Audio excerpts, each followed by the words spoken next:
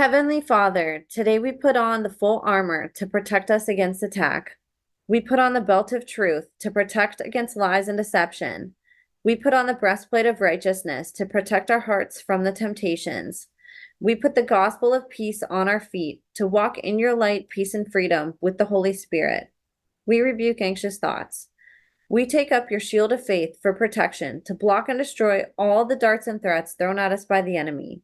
We put on the helmet of salvation to cover our minds and thoughts, reminding us that we are children of a mighty King. We are forgiven, set free, saved by the blood of Jesus. We take up the sword of the Spirit, your living word, that has the power to demolish strongholds and is sharper than any double-edged sword. We come to you, Lord, in prayer daily. In Jesus' mighty name we pray. Amen. Amen. What's up, you guys? Welcome to The Imagination. I'm your host, Emma, and today I'm honored to have back on the show for a part 3 of her testimony series, Mormon Monarch, MK Ultra, child sex trafficking, and SRA survivor, mother, registered nurse, and American veteran who is on the front lines of the C19 pandemic, writer and author of 2 books, 101 original quotes, and 102 original quotes that you've never heard before, former host of local radio show The Extraordinary Talk Show, motorcycle lover, QHHT practitioner, and inspirational rebel with a cause, Dee. A little bit about Dee in case you missed part 1 or part 2 of her testimony. Dee was born into a multi-generational incest-based Mormon family that had a rich bloodline of European aristocracy. It is theorized that her family lineages carries the bloodline of Christ, and as the 5th child of 7 in a Mormon Mafia family, it's almost certain that she was destined to be placed into MK Ultra's Monarch and Beta programming since before her birth.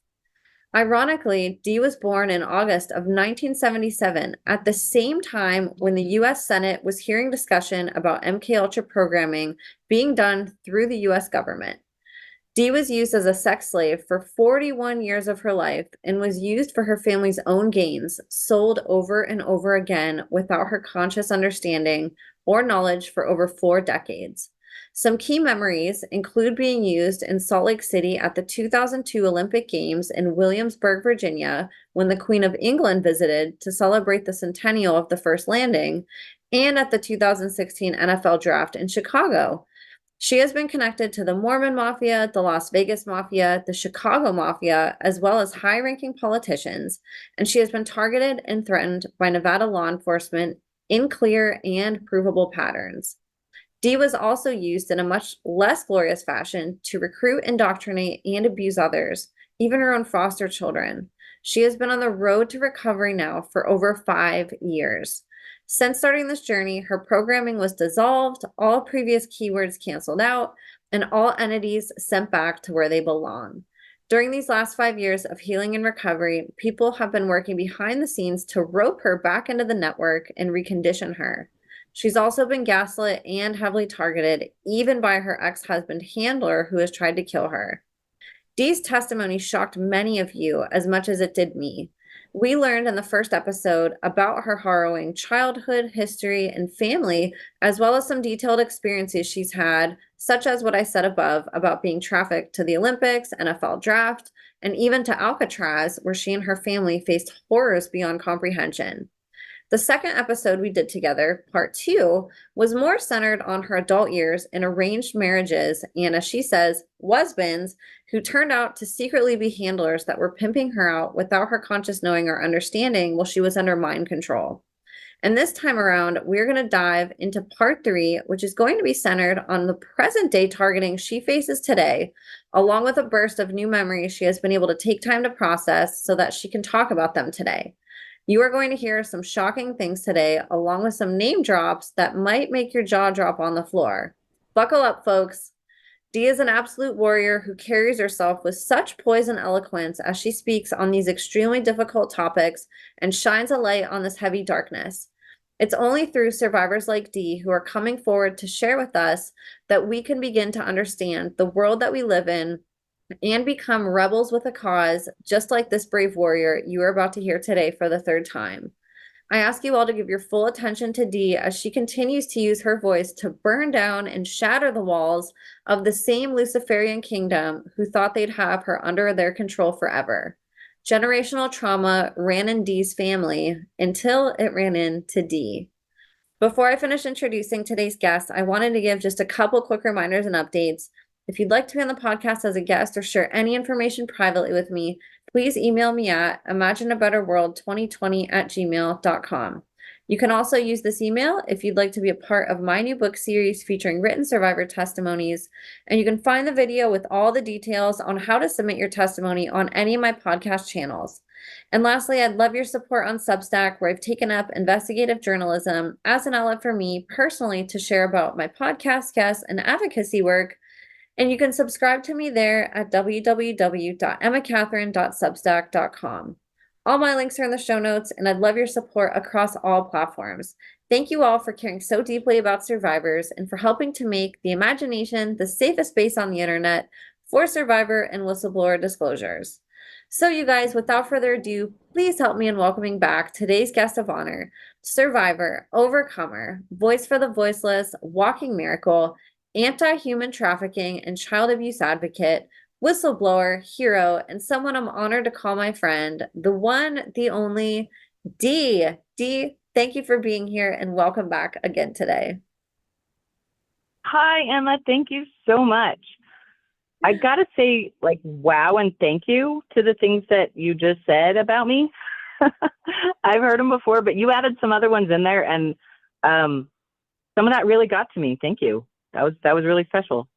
You're so deserving of it. I could write 10 pages about how amazing you are. You know, it's hard to compress all these experiences and, you know, the person that you are. You're so skilled in so many things. And I mean, you're an author, you're a writer, you do all these brilliant things, a practitioner, you help people heal, and you have this just incredible story, you know? So it's an honor to be able to share some of the highlights of who you are. And, you know, every word is 100% true. We're all really grateful for you, and your podcasts have been doing awesome. The first one that we did has gotten, I think it's up to like 13,000 views, which is amazing for my little channel, especially because it's a newer interview. So people have really related to your story and have found it just as inspiring, shocking, you know, and informative and educational as I have. So we're all really, really grateful that you shared. And the last one that we did was incredible. We dove into sort of a whole different aspect of what trafficking and, you know, being in the system can look like when you're out of your formative childhood years, you know, and this time I think this is a really important episode. We really wanted to give this some time and attention also because people have this idea that when maybe you say leave your family or stop talking to them and you sort of disconnect from the network that you are part of, that you're quote unquote free. And I think separating from that aspect and then trying to live your life away from it, it's almost two different types of slavery, that you leave one, but you sort of get yourself into another one. You know, you become targeted, you risk your life speaking out. If you decide to, you risk your life leaving.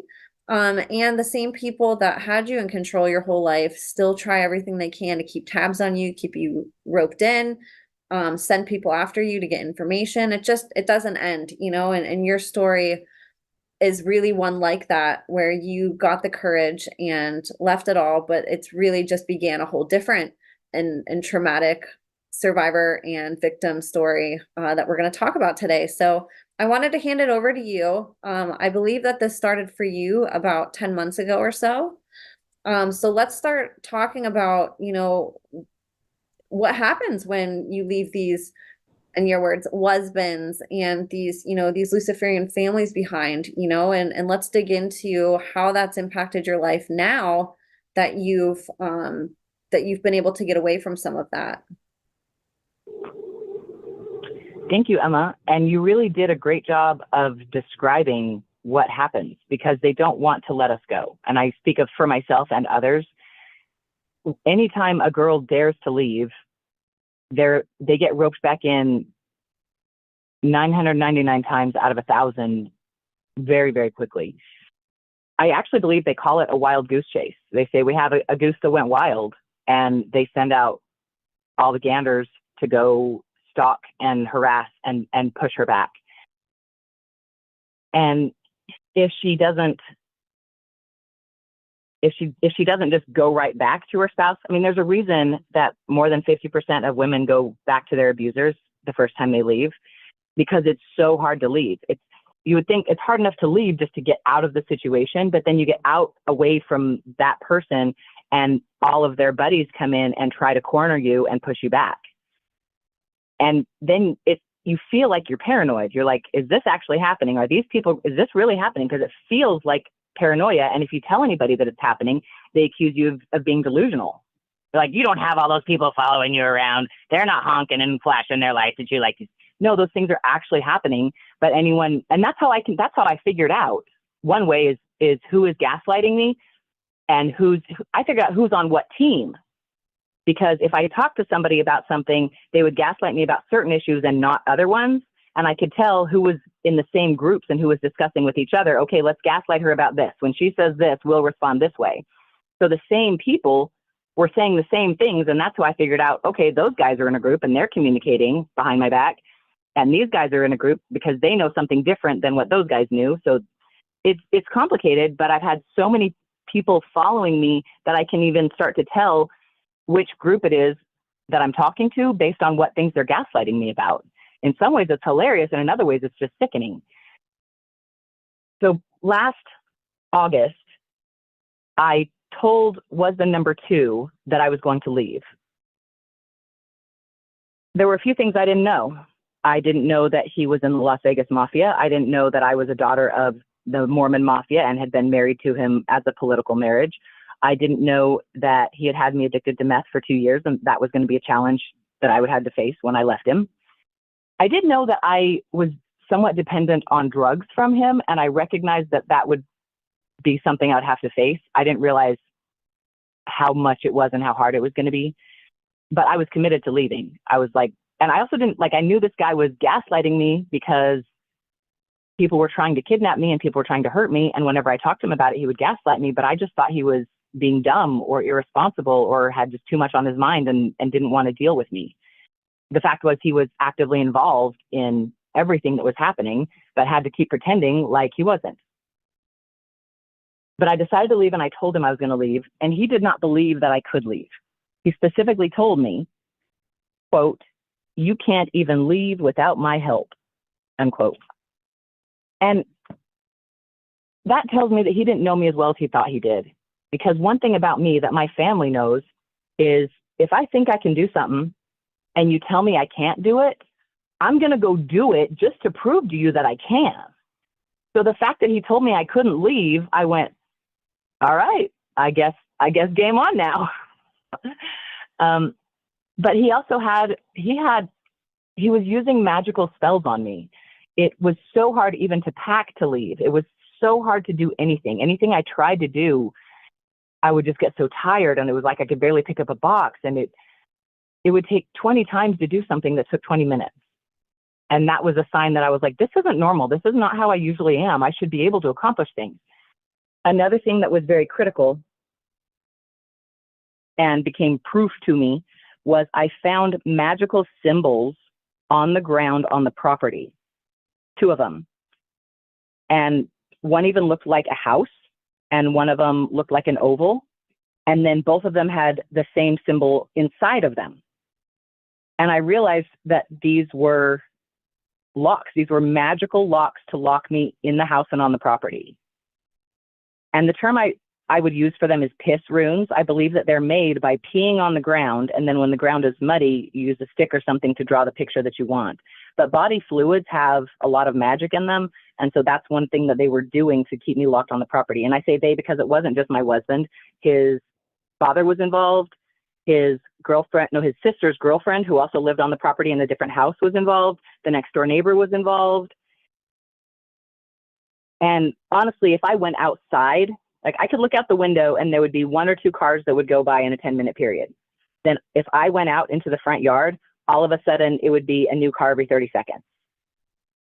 Oh my gosh. And if I tried to tell my spouse, of course that just sounds crazy, and he would just blow me off.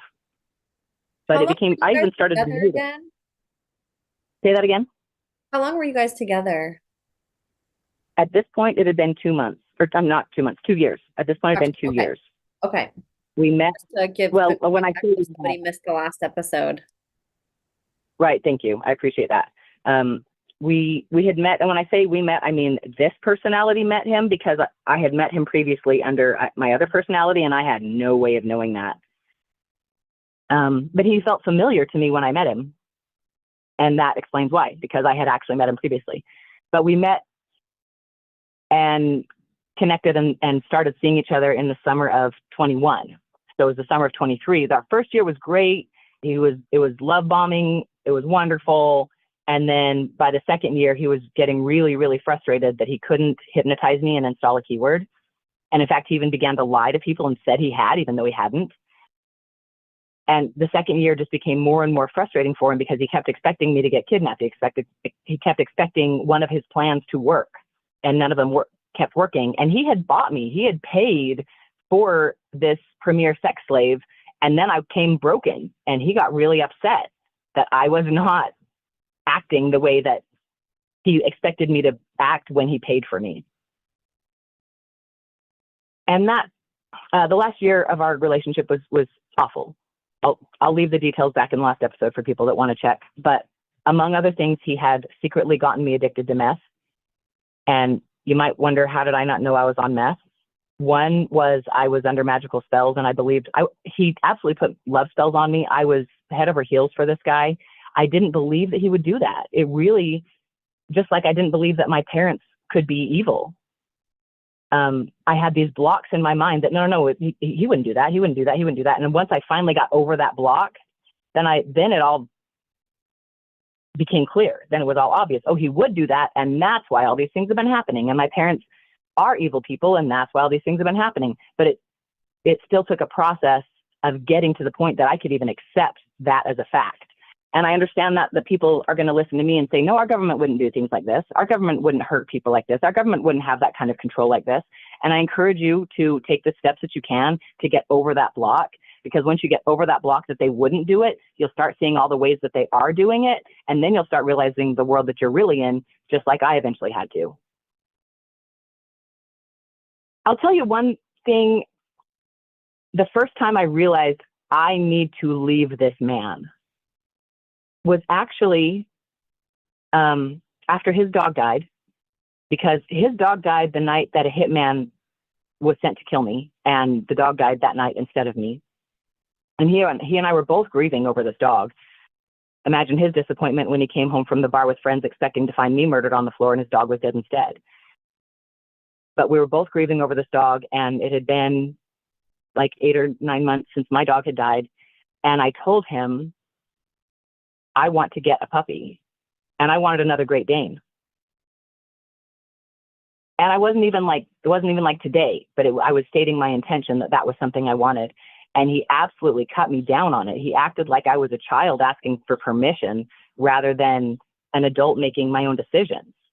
And he shut me down as like, no, you may not have a puppy. And I was like, what the fuck?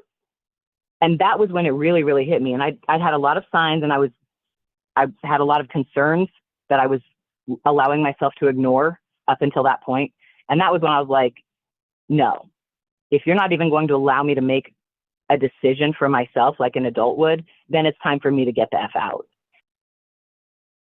And that was when I started making plans. And that was when I started messaging my previous sugar daddy and like buttering him up for money. And he came through. I don't think I told him I was going to leave with it. He might have handled it differently if I told him I was going to leave. What I told him was that I was getting all kinds of hardship from my spouse because money was tight. And he was willing to send me some money to help out with that. So he actually sent me $2,500, and it hit my bank account on September 19th. No, not 19th, on September 13th. And that was the day that I drove away. In order to drive away, I had to break spells. I don't think I would have been able to leave if I had not broken those magical piss runes. And what I actually did was I peed in a cup, and then I went outside and I poured my urine on top of what was already there. And then I used a stick to scratch out the picture and the rune that they had drawn. And I think that that was necessary in order for me to even be able to leave the property. The day that I left, he came home and found me gone, and he was shocked.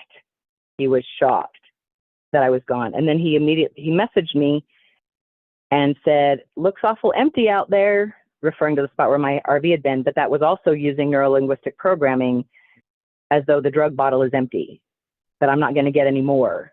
And he was trying to push that onto me. And even then I recognized it, but I was like, I don't want your drugs anymore. And I told this before, when I was leaving, I stopped at Costco on my way out, and it was for the third time, almost got kidnapped there, or at least had people try. But while I was there, I bought nitrous chargers, which is whipped cream supplies, which I intended to use for recreation. And what I ended up using them for, because nitrous oxide is laughing gas.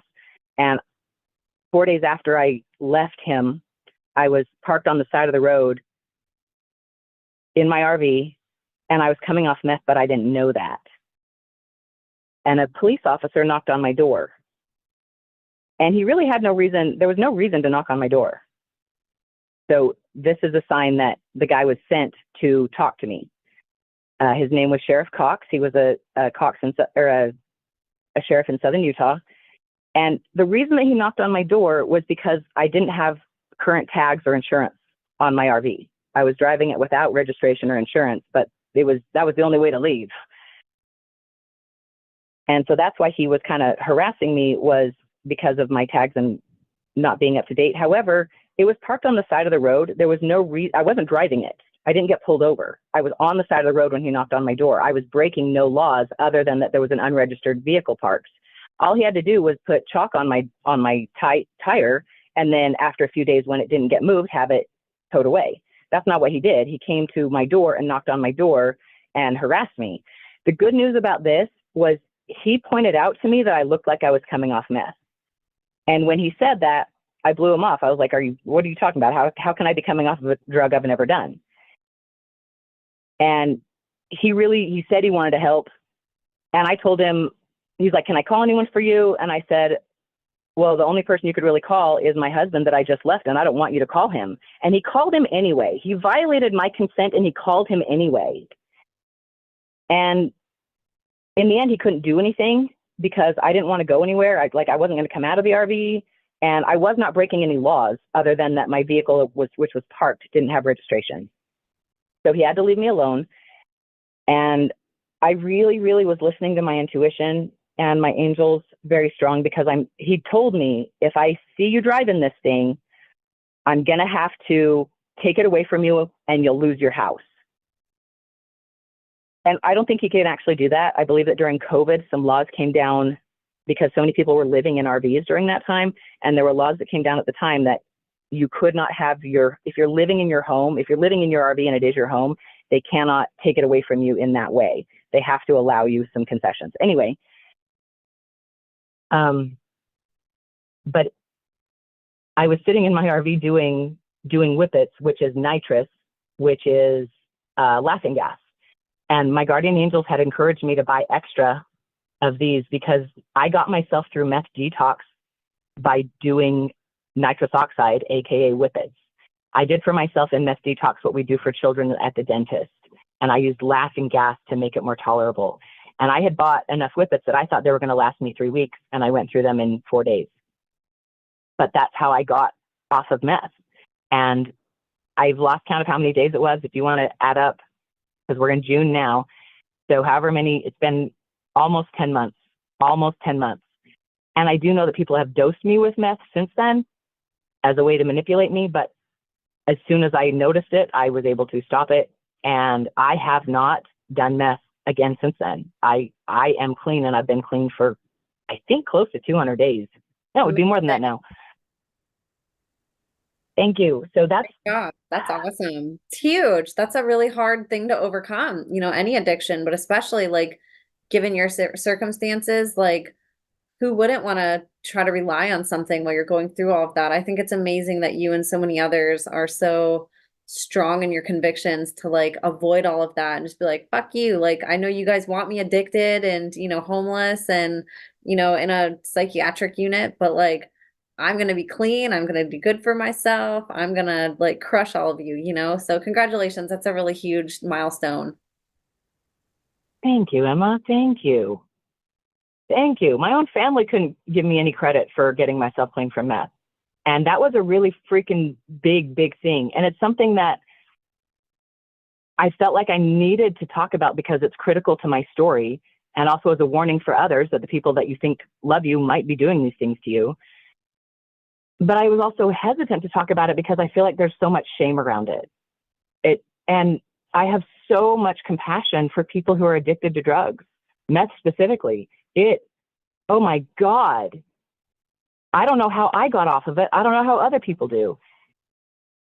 And it's really, really hard. But I also think that our rehab, the way that we do rehab in America, is very much used to wrap you into another problem rather than solve that one.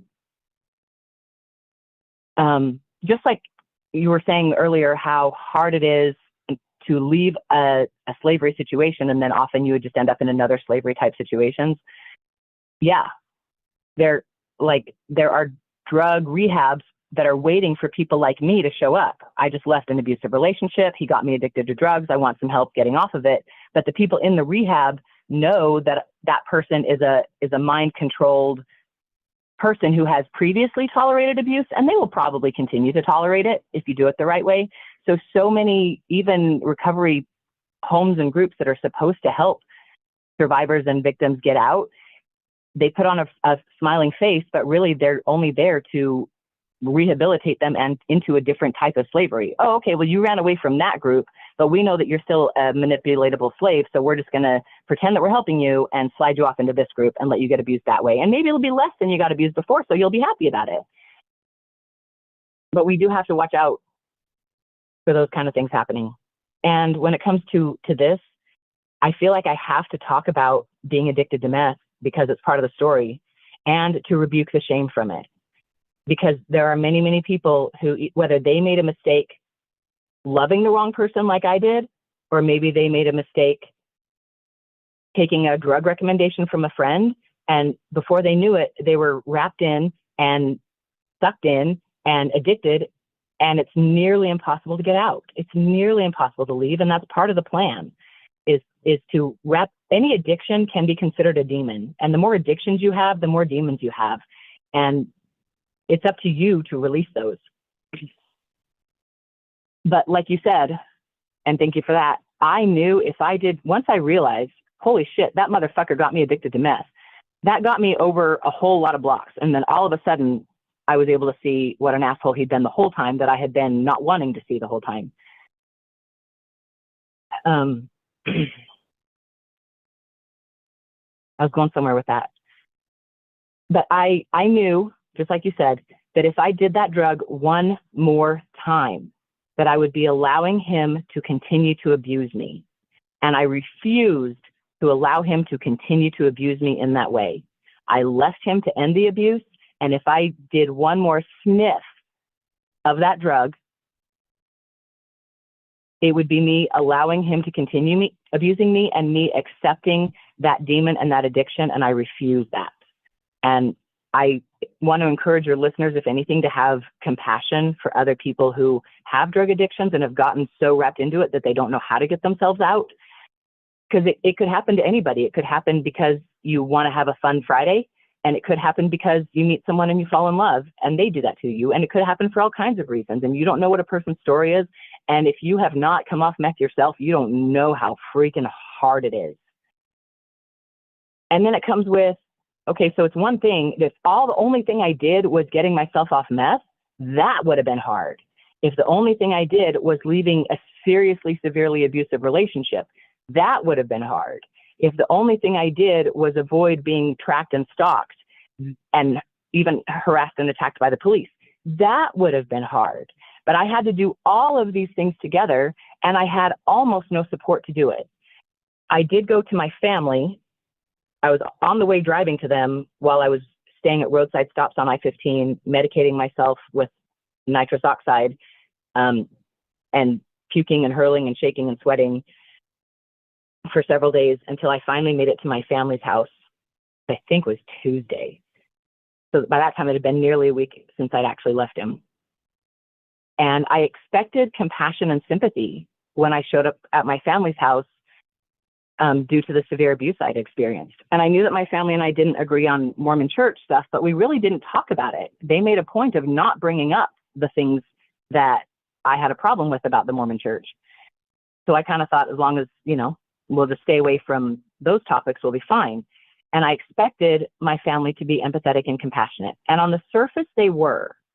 So it was confusing. In fact, my sister helped me by taking me to the DMV and helping me get a new driver's license. My driver's license had expired.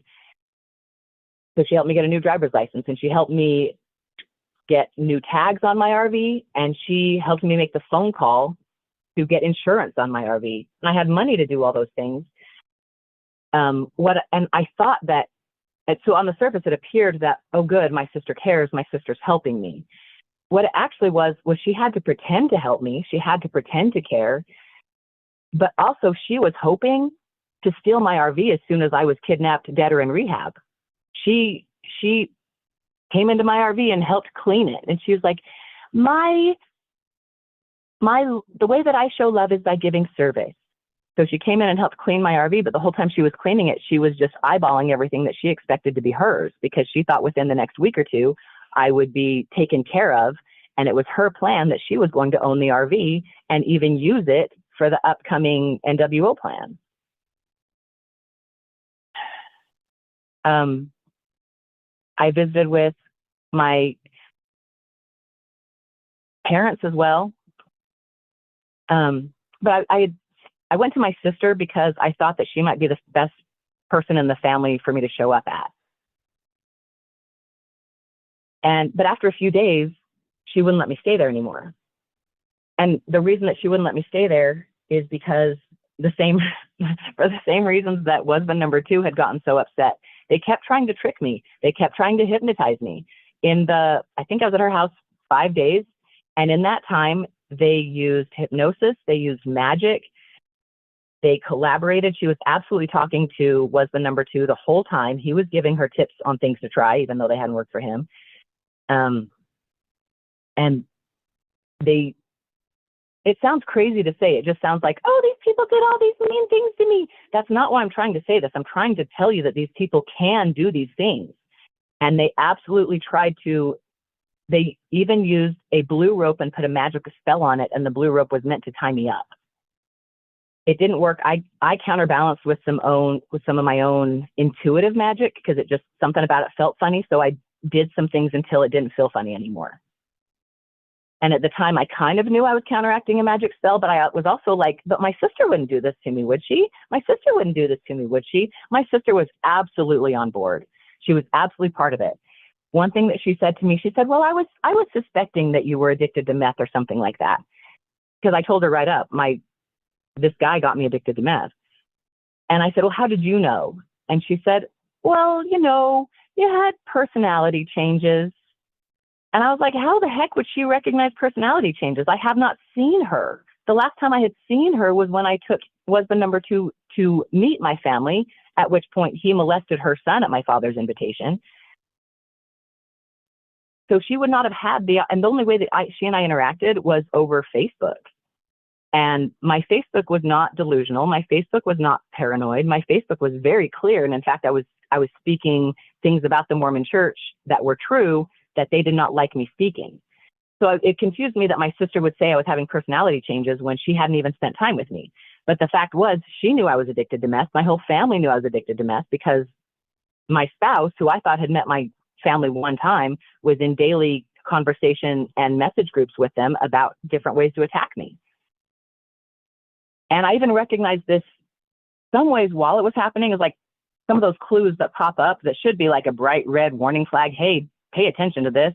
But at the time, I didn't want to believe that this man who I was in love with was trying to hurt me. So I ignored my intuition about a lot of those things when they happened. But even husband number 2 even used the exact same sentences at times that husband number one would use. When I was having a really, really bad day, husband number one would come to me, especially at the end of our marriage when he was drugging me to make me want to kill myself. And I was upset. He'd come to me and he would say, "This is your fault. You are manifesting this." And that, I had to put some thoughts into that. But then when husband number two did the exact same thing, when I was having like such an awful day that I could barely stand upright, and he would come to me and he would say, "This is your fault.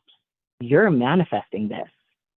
And I was like, that is the exact same words that the other guy said. Weird. But of course, like I couldn't comprehend that they were in communication. That just seemed outside of possibility, and yet it was what was actually completely happening. So I stayed with my sister at her house. I only stayed in the house one night. And it was the first night I got there. I just didn't want to be alone. So I asked if I could stay on the couch one night. After that, I stayed in my RV outside and parked on the street next to their house. But when their tricks didn't work and the hypnosis didn't work, and I wasn't even like in their house all day long.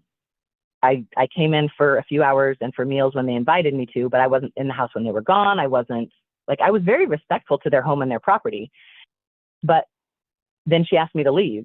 And I was confused at the time why she was asking me to leave. But what I understand now was all of the tricks that they had tried to kidnap me didn't work. And so she wanted me gone.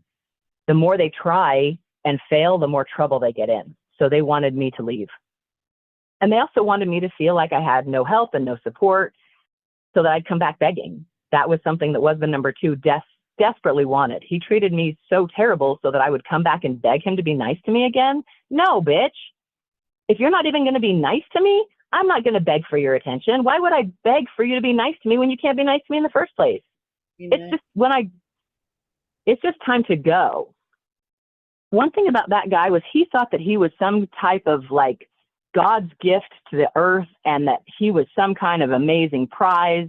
And then he forgot that I was a prize. I know I'm a prize. And then you're going to treat me like I'm not a prize? Well, then you clearly don't recognize what I am and you don't deserve me. And when I told him he didn't deserve me, he got pissed. The truth is hard to hear for the heart of hearts. But so I was at my sister's house, and then I went to my childhood best friend.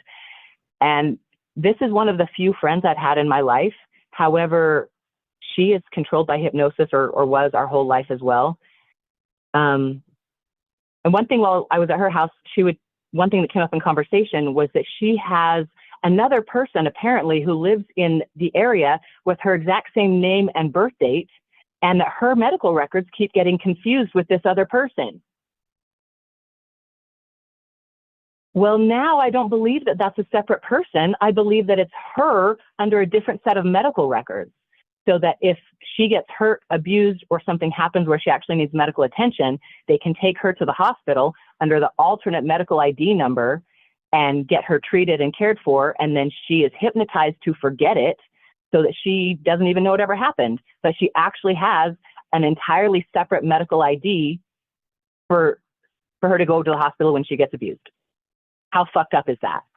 Oh my gosh. And that was one of those things at the time I just thought was really interesting. And then later I was like, holy shit.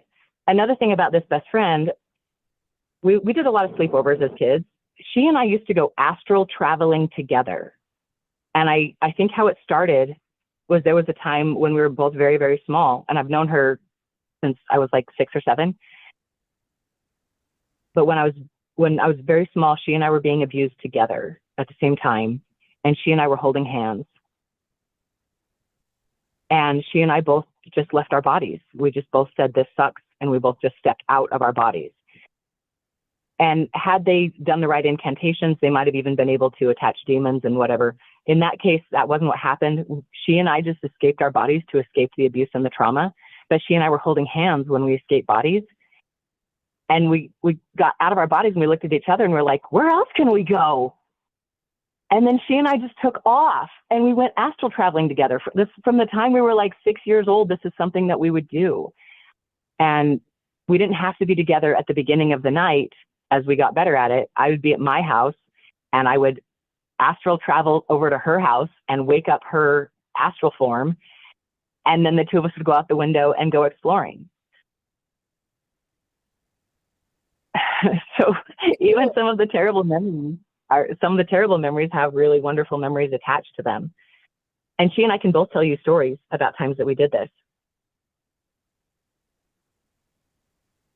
At my 20th, I want to say 20th high school reunion, it might have been 25th, but I think it was 20th. We went back to my reunion.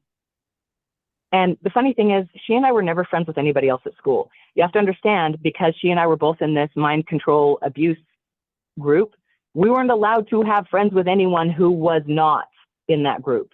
And even she and I, they would monitor our conversations. And if we talked too much or got to know too much or started to figure things out, then they would rehypnotize us to forget everything that we had started to figure out. But it was a very important part of the reason that I got married off and she got married off, was so that we wouldn't have that strong connection through our adult lives. If she and I had been next door neighbor best friends through our adult lives, it would have changed the game and it would have been much, much harder to control both of us. But at this reunion, my reunion was held at my high school. By the way, when Kevin Bacon was studying for his part in Footloose, he actually attended my high school to learn what it was like to live in a community in an area where there was so much control that people weren't even allowed to dance and have fun. So at the high school that night, my spouse and I snuck off. This was the number one at the time, but we snuck off into an upstairs hallway into a bathroom, and then we had sex in the bathroom. And I just thought it was like a fun little sneak away, because I never remembered all the times I had sex in the bathroom during high school when I was pimped out and being abused that way. But so for me, it was a fun thing. And then when we came back down, we ran into my best friend and her husband, who we'd been hanging out with. And she was like, "Oh, I don't know where we went. Oh, sorry if we, blah, blah, blah." Like, she kind of said something funny about where they'd just been.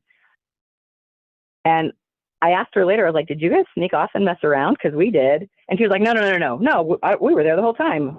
And in her surface personality, she didn't remember sneaking off and messing around. But the fact was, once my husband had me in the bathroom, and then he rolled me into my alternate personality, then her husband brought her into the bathroom under her alternate personality, and our husbands swapped. So my husband raped her, her husband raped me. Then they left the bathroom. He wiped her memory of it. He flipped me back into first person, my primary cover personality, so I didn't remember it. And then we just went back, and she and I thought nothing had happened, but they had just swapped and raped us. So her husband was actively involved in all of this, and I actually haven't spoken to her in a couple of months out of safety for her. She would accept my phone call and I would accept her phone call, but because I knew that I was being targeted so severely, I didn't want her to be targeted, and I specifically limited my contact with her for that reason. Plus, since I saw her then, I would email her, and I didn't have a phone.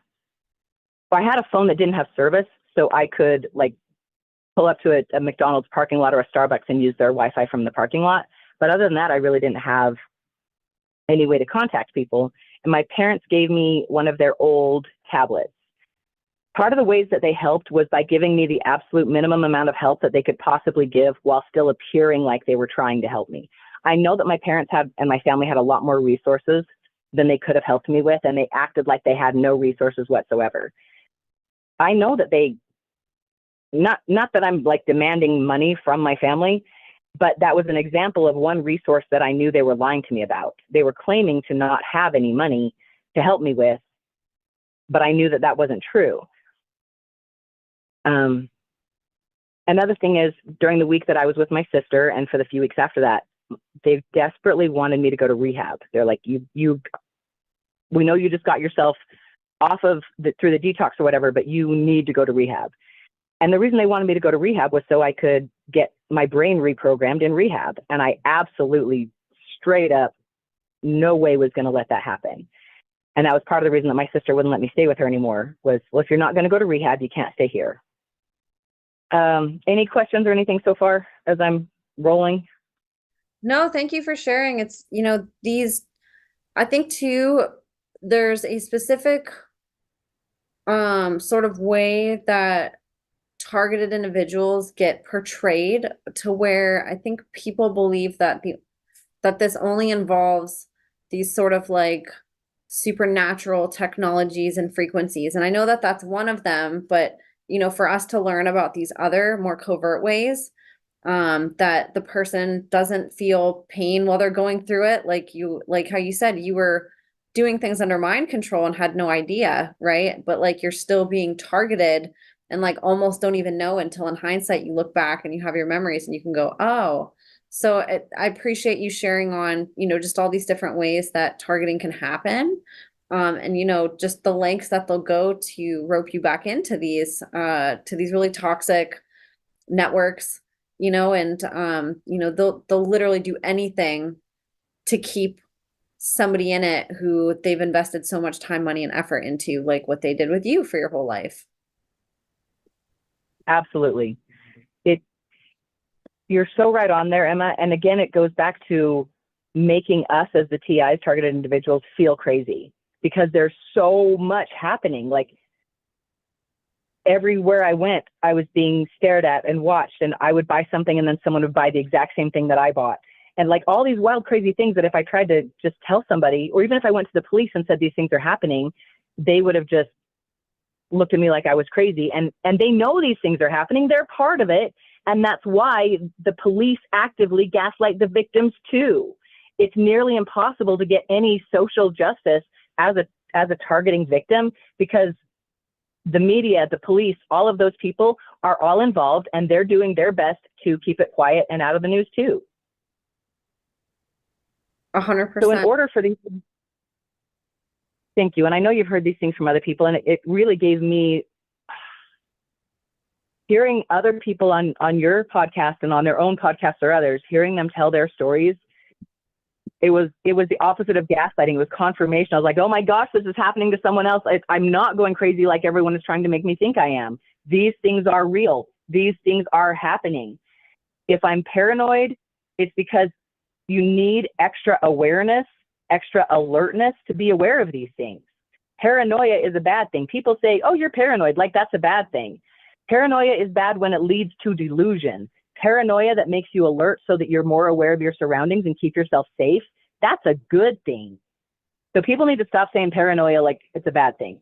I guess I'm annoyed about it because I'm so annoyed from all the times that I tried to share a genuine concern about my life and safety, and people would tell me I was paranoid. Like, well, yeah, I'm paranoid. That's how I noticed. But I'm not delusional, and I'm not crazy, and I'm not wrong.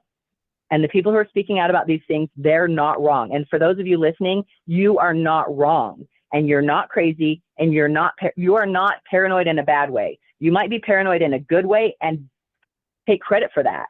Because if you didn't have the extra alertness and the extra senses that come with paranoia, you might not notice the potentially harmful things. So good job being aware and alert to your own intuition, and good job believing yourself even when nobody else believes you. You know what's true. Don't lie to yourself.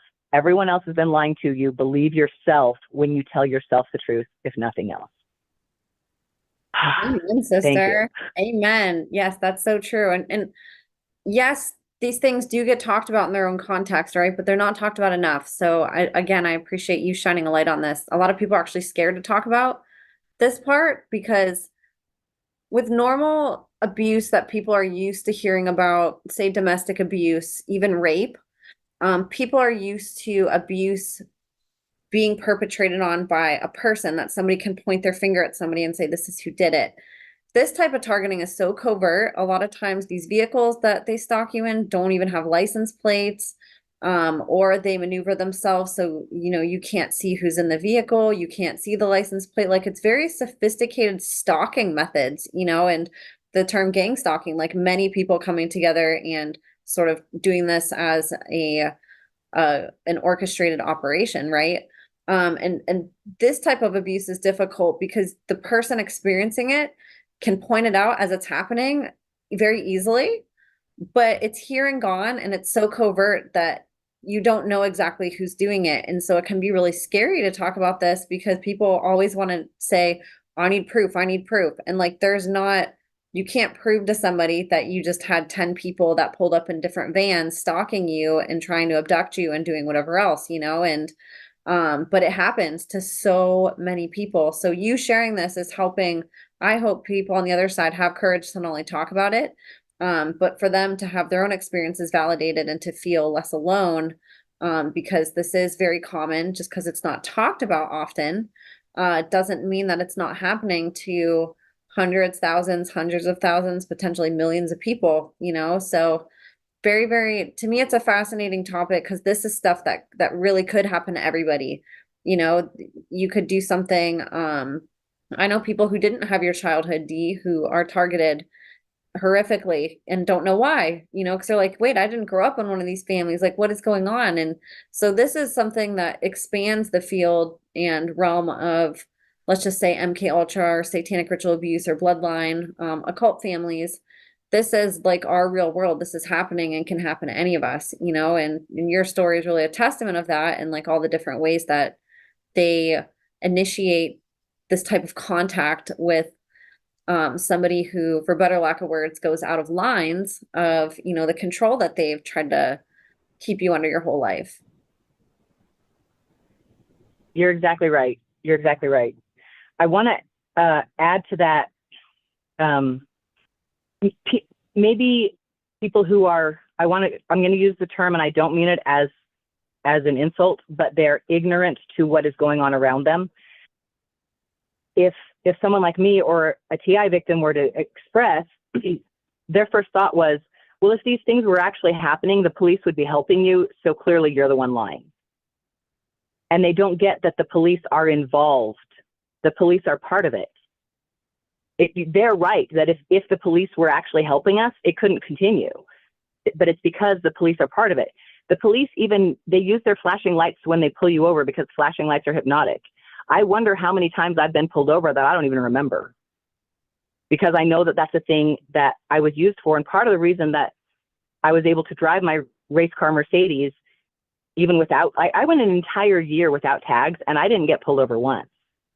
But now I'm like, did I get pulled over? And I just rolled over into my altar and performed a sexual favor for the police officer. And then he told me to forget that I even got pulled over at all. How many times did that happen? I know it happened.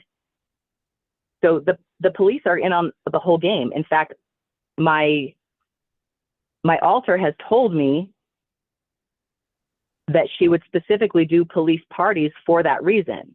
Like, I would show up at a party where everybody there was a cop, and it was my job to please as many of them as possible in that party so that they would look the other way when I was doing things the rest of the time.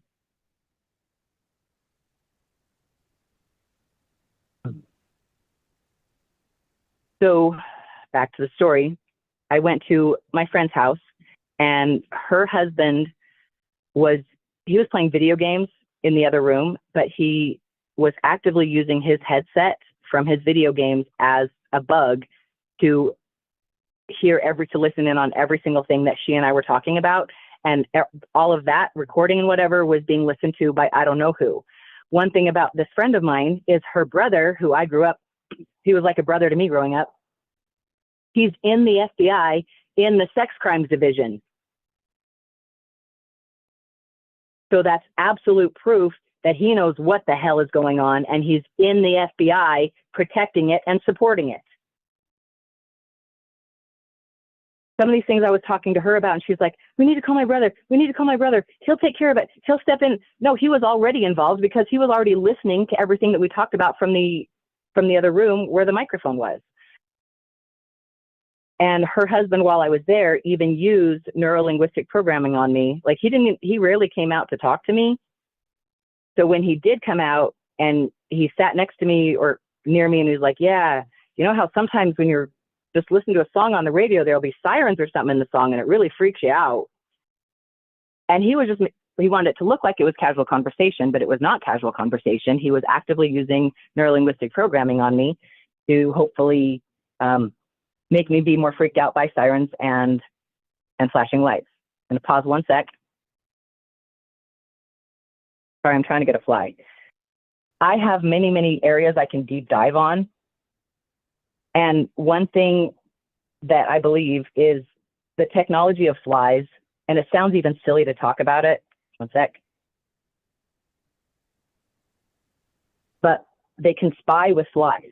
They can send a fly into your home, into your car, and those spies are equipped with some type of technology that can send spy information back. So when I have a spy, when I have a fly in my house, I don't let it leave. Sometimes I used to just let them out because I don't even like to hurt a fly if I can help it.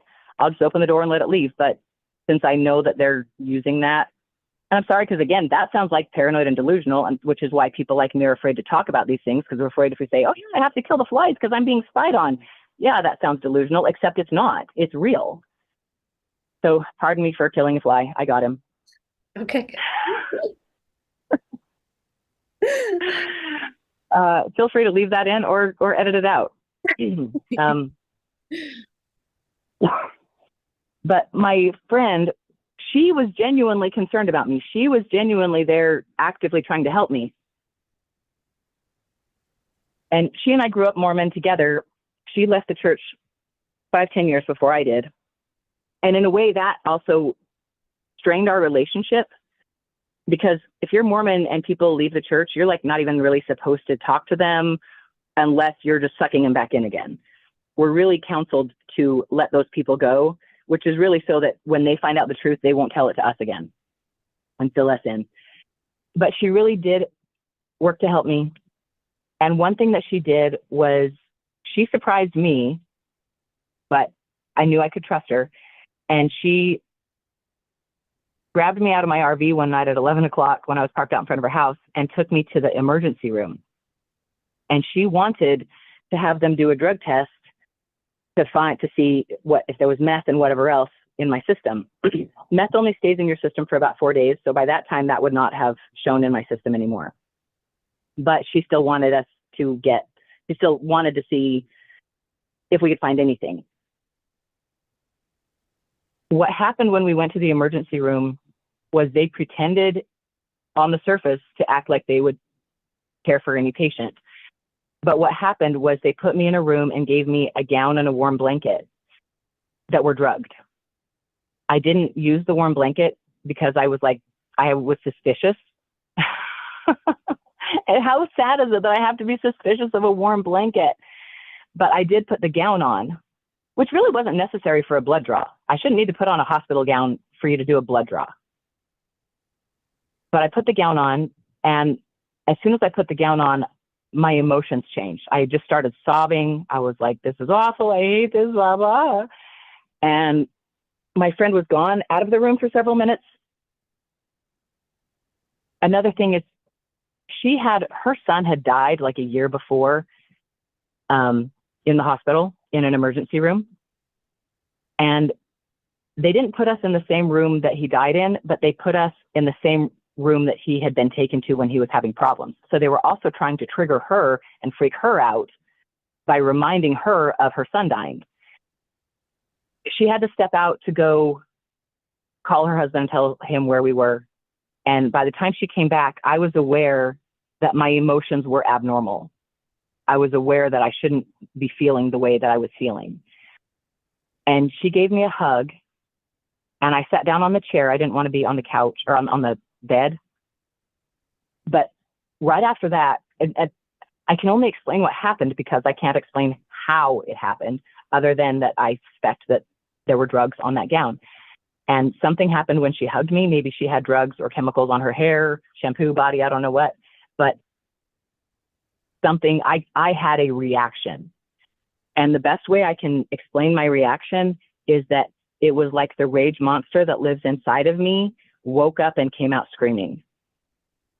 And it took all of my control that I had to maintain personal and physical control, because this rage monster just came out, and I could have blown off. And I believe that that's what the plan was. That they intended for me to freak out so that they could just give me drugs and stick stick me in a psych ward. Instead, what happened was when my rage monster rose up, I like got to my feet and I was like, "Woo!"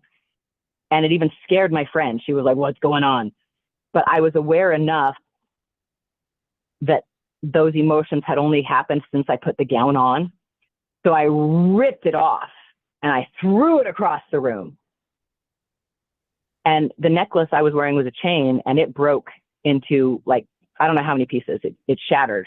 I was picking up chain links off the floor at the same time. So I broke that chain. And my friend was like, are you okay? But as soon as I got the gown off, all I had to do was take a few deep breaths, and I calmed right back down again. And then I put my own clothes back on.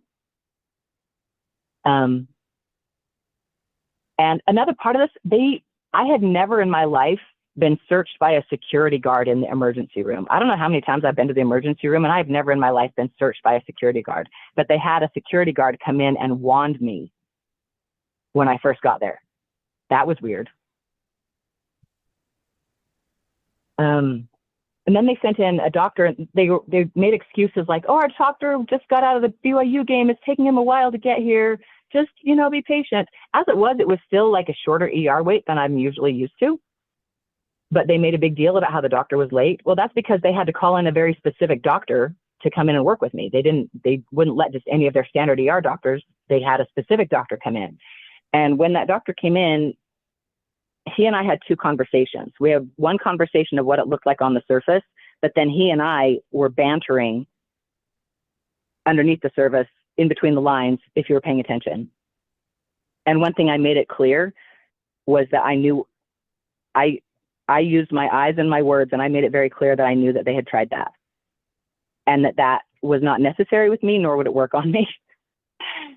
And they said they kind of refused doing a drug test because they're like, "Well, if it was meth, it'd be gone by now anyway." And I was like, "Then why did you tell me to put on a gown if you can't even draw my blood?" One interesting thing was the gown that I had thrown off, it was across the room by the door, and the people that came in, including the doctor and the medical assistant that came in with him, they like stepped over and around that gown as wide as they could without making it obvious, and it was still obvious. So then my friend took me home and we got out of there.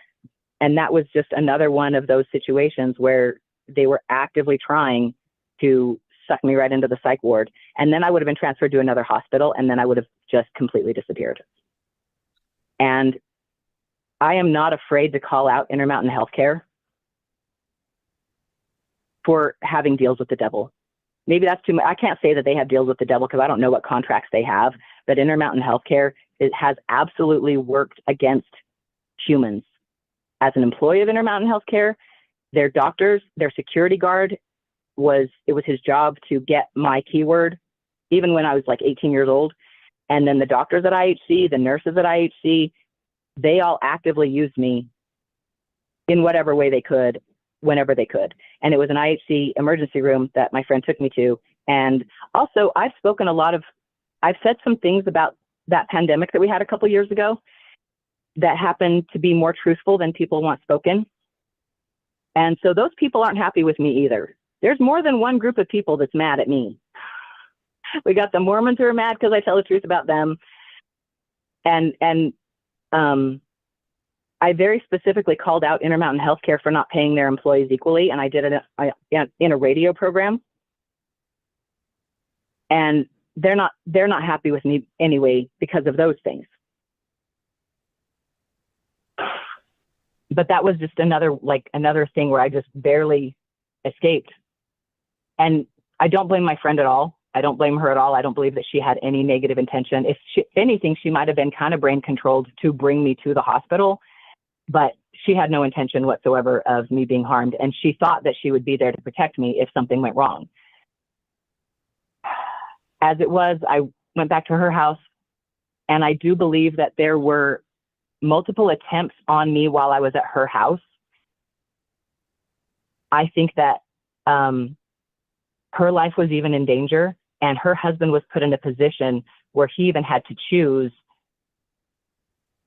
He was given the option to let his own wife die with me And then he'd get a reward if he was willing to make that sacrifice. Whatever they could do to take me out.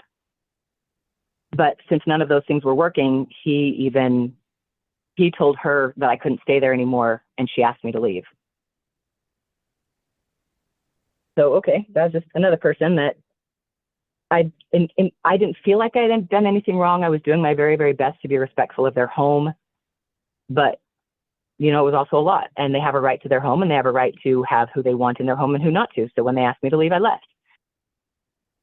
At that point, I went to my parents' home, and my parents didn't want me there because they didn't like me. My parents really, really were very, very upset with me, but they also felt like they had to at least pretend to try to help me. I was only there I was in and out. I didn't stay there the whole time. I would park my RV at their house for a few days, and then I would do something else. In the end, they gave me $800, and I had a few hundred left by that point, and I drove away. My mother, the whole week I was there, was desperately trying to hypnotize me. They refused to talk about, and I was concerned that the people from the Mormon church were coming after me, and I tried to raise that concern with my mother, and she did not want to hear it. Also, one thing that was a real big red flag was that my mother couldn't give me any sympathy. Not only could she not be happy for me and celebrate with me that I had gotten myself out of an abusive relationship and gotten myself through meth detox, anything that I told her that should have evoked some type of maternal sympathy, it didn't. All I got was a poker face, if not a smirk, when she thought I wasn't looking. I would detail for her some of the ways that my spouse, my most recent spouse, had been abusive to me. And in her head, she was just like, well, yeah, I told him to do that. But she could not offer me any kind of sympathy, any kind of compassion. And that was really weird and confusing. But at that point in time, I hadn't gotten over the block. Like I said, I'd gotten over the block with my spouse, that he actually was a person who would do these things to me. At the time when I was there visiting my mother, I still didn't realize, I still hadn't gotten over the block that my mother would actually and was actively trying to do these things to me. I did notice that while I was there, my nephew who lived across the street was setting up microphones. Like he was like running around behind the house and on the side, and I could tell that he was setting up spyware to keep better track of me. I even heard him, like I said something once and I was like, well, I don't remember what I said. And then I heard him outside go, did you guys get that? Like, wow. Another thing is, while I can't remember if it was there or later, it almost doesn't matter, because I left and then came back about a month and a half later. But while I was staying, I stopped staying inside because I didn't feel safe even sleeping on their couch or in the basement, or I would go in and spend time with them during the day, but then I would sleep in my RV and I'd spend time in my RV when I didn't want to be in their house, which got more and more creepy. My intuition tells me it's time to go now. So there were times that I was there and my intuition would just be like, it's time to leave. And I would just go out to the RV. But it was so awkward because I was trying to evoke some type of compassion from my family and they were not capable of it. And that was a really weird thing for me. And my family desperately wanted me to go to rehab, like I said. And my sister said, you need to go get away from all influences for several weeks. We know you got yourself through detox, but we just think it would be good for you if you got away from all influences. And I didn't think that was a bad idea. I just was not going to do it by going to rehab. Another thing that happened was while I was at my friend's house, my sister had kicked me out of her house. She said, if you're not going to go to rehab, you can't stay here. So I went to my friend's house. And after I'd been there a few days, my sister showed up. She came over. She brought Taco Bell because she knew I liked Taco Bell. I haven't eaten it since then. And the first thing she did while my friend was out of the room was say, now please look at me, and can you please admit that all of these ideas that you're having about people following you and coming after you, can you please just admit that you're just imagining all of that? And I got upset and I said, absolutely not. Absolutely not. Absolutely not. These things are happening. This stuff is real. And I have been gaslighted for the last several years about that. And I will not accept gaslighting from you. And that really shut her down, and it really upset her, because her goal was to come back. And since I wouldn't come back and beg them for more attention, she tried to, again, to one, convince me to admit that I was delusional, which I know I'm not, so I won't do, and then to convince me again to go to rehab. What happened, though, was I started to have a physical and emotional reaction. My heart rate went up. I started like having kind of anxiety type panic attack reaction. And I excused myself and I went downstairs. I was like, I can't be here. I was just having this, it's a weird thing. It's hard to explain. You just know something isn't right. And I was trying to figure out what was going on. I actually believe that my sister had chemicals on her. And when I hugged her, it triggered some of these chemicals. And I found myself in the basement, like almost hiding behind a chair, like scared and crying. And I was like, what's wrong? This is not right. I should not feel this way. I felt this way before. I could identify times in the past that I had that same reaction or sensation. And I was like, this is not right. And I went upstairs and took a shower. I was like, I don't know if I got chemicals on me from hugging her or what, but I should not feel like this. I have to wash myself. So I went in and I took a shower, and my sister was still even there. And she was talking to my friend. And I knew that I was not behaving according to a normal and rational reaction, which is how I knew something was wrong. But I even remember I went into the bathroom to take my shower, and I was almost like rushing in there because I'm like, I got to wash this off me. And I stuck my head back out the window at the door at my sister. And I said, if you're not going to be helpful, now would be a good time to leave. And I didn't mean to be an asshole, but she did mean to be an asshole and was just hiding the fact that she was being an asshole. So now I don't feel bad about that. But getting a shower and washing off the chemicals did help. And that also helped me be aware of the chemicals that were around me that were making me have reactions. And I also, at about that time, I noticed that every powerful or important man that I knew made a point of blow drying their bodies after they shower, like completely head to toe, even between their toes. And it occurred to me, maybe there's chemicals in our water that we're showering with. I mean, if I know that if I run my sprinklers and it hits my window, that it leaves a white crust on my window. Is it possible that there's water or chemicals in this water that are sticking onto me and making me have some type of reaction? And if I blow dry, like the doctor was one who did that, my other handler, if I blow dry my body and my hair, will I have less of a reaction to those things? So I started doing that, and guess what happened? I started having less reaction to those things. So I do absolutely believe from my own personal experience that there are chemicals in the water that we bathe with. Definitely, especially because of the gifts that I was given of like skincare and face wash and lotions and shampoo. I had to start turning down shampoo just because so many people were like, oh, you want some shampoo? You want some shampoo? And I was like, maybe there are chemicals in the shampoo that they're trying to get me to use. And I even did a detox for my hair where I dipped my whole head of hair into a basin of water that had vinegar in it to help break down those chemicals, as well as some other things like salt that I had been inspired by my intuition to add. And doing that, it really made a huge difference, especially because my hair goes all the way to my ass. I have a lot of hair. And if you think of one strand of hair like an antenna, if you can coat that hair with chemicals that will make it more susceptible to pick up radio signals and that type of waves, and then all of that just connects right into your head. Yeah, it sounds like a deep dive. Yeah, it sounds like you're really going overboard. But what I know is that after I detoxed my hair and I started blow drying my whole hair after I washed it, I had more control over my thoughts and emotions. Whether or not you want to believe me, do a self-study. The best study is a self-study. Try it for yourself and see what happens for you. But that's how I noticed those things. Any questions? Sorry, I was on mute. No, that's really fascinating. I've actually heard of that.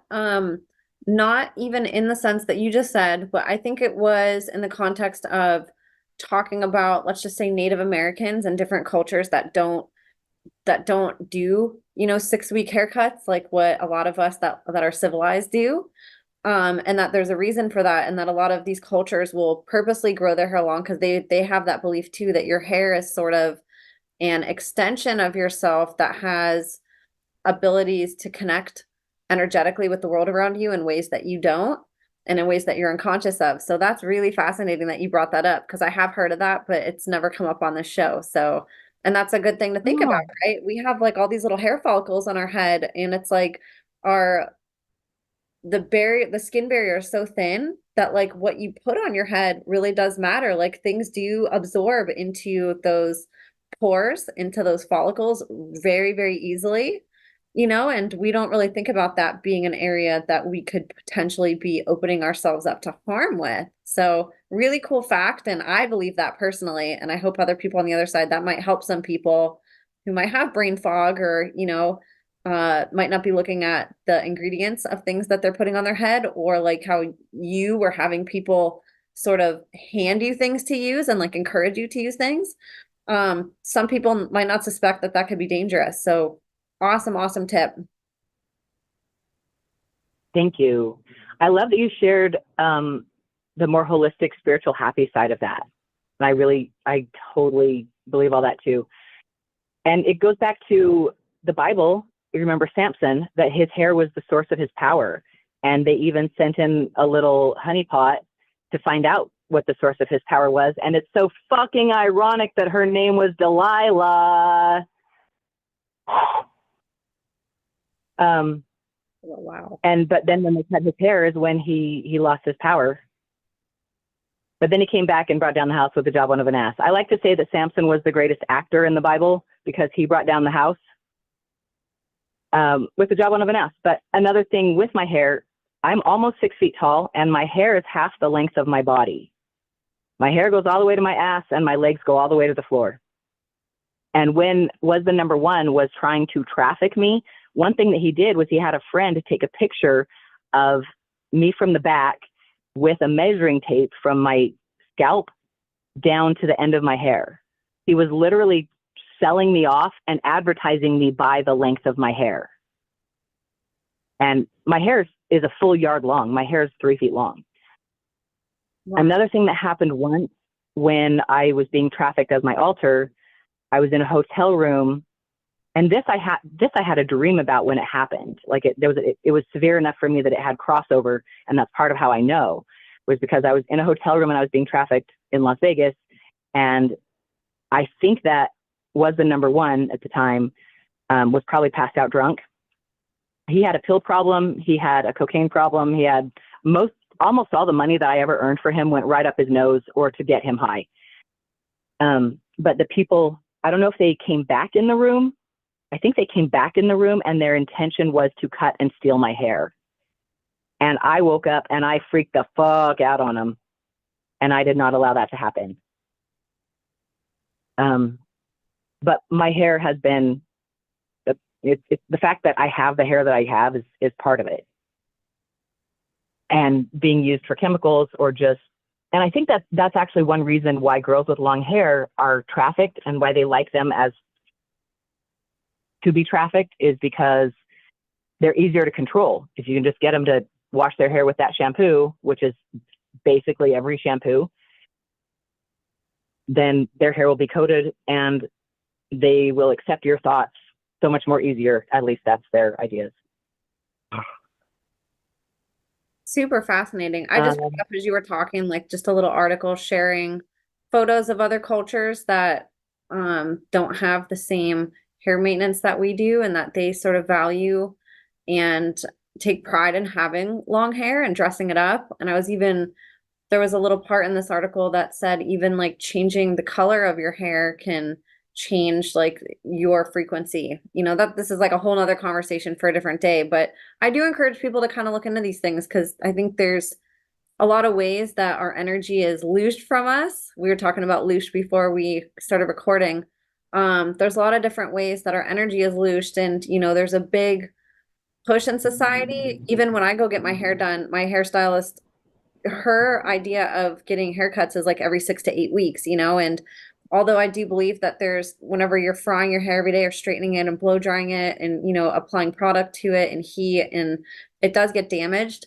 I think that that also exists in society to sort of take us away from the more natural way of living that a lot of cultures live, which is not maintaining the super strict schedule on like cutting our hair and cutting short and doing all these hairstyles, but letting things sort of go with the flow and cherishing the result of that, and really taking in literally your roots, of your hair and looking at it from a different perspective that they are or could be antennas. So just kind of a cool little rabbit hole for people to go down.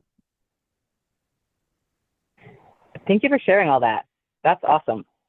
It is, and like I said, it goes back biblical. And what you're sharing, I feel like in my own life, I've intuitively followed a lot of those things. One of the reasons that my hair is 3 feet long is because I trim it myself when I notice it looks uneven.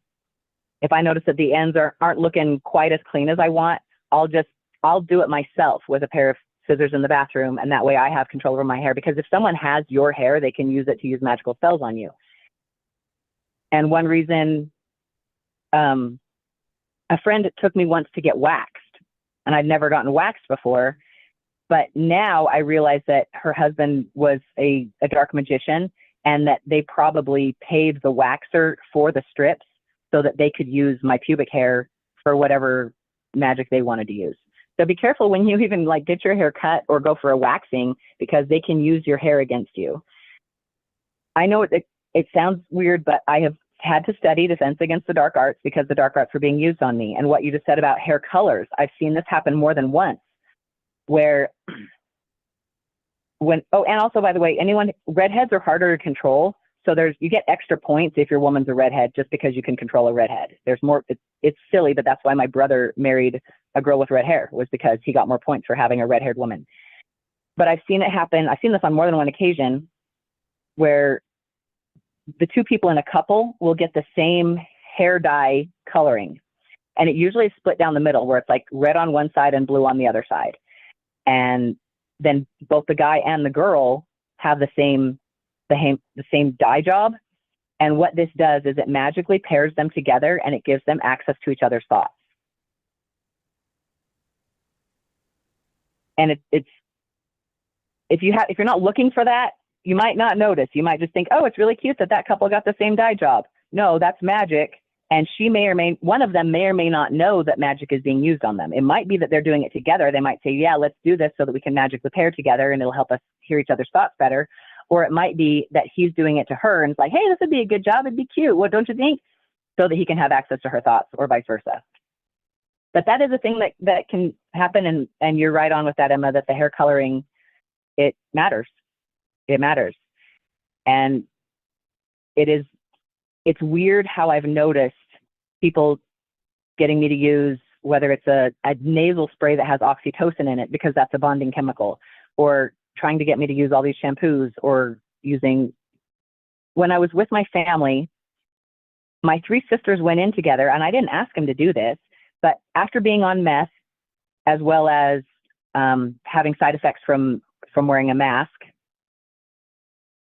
and other things related to that, I had a lot of skin problems. I still do. Right now, my skin looks the best that it has looked in 2 or 3 years, and I'm thrilled, but it's still healing. And at the time, my acne was beyond what acne should have been. And my 3 sisters went in together to buy me a skincare set. And I thought it was really sweet of them, except this is an example of how they were pretending to help me, but not really helping me. They were actually helping themselves. I didn't ask for the skincare set. The skincare set cost over $100.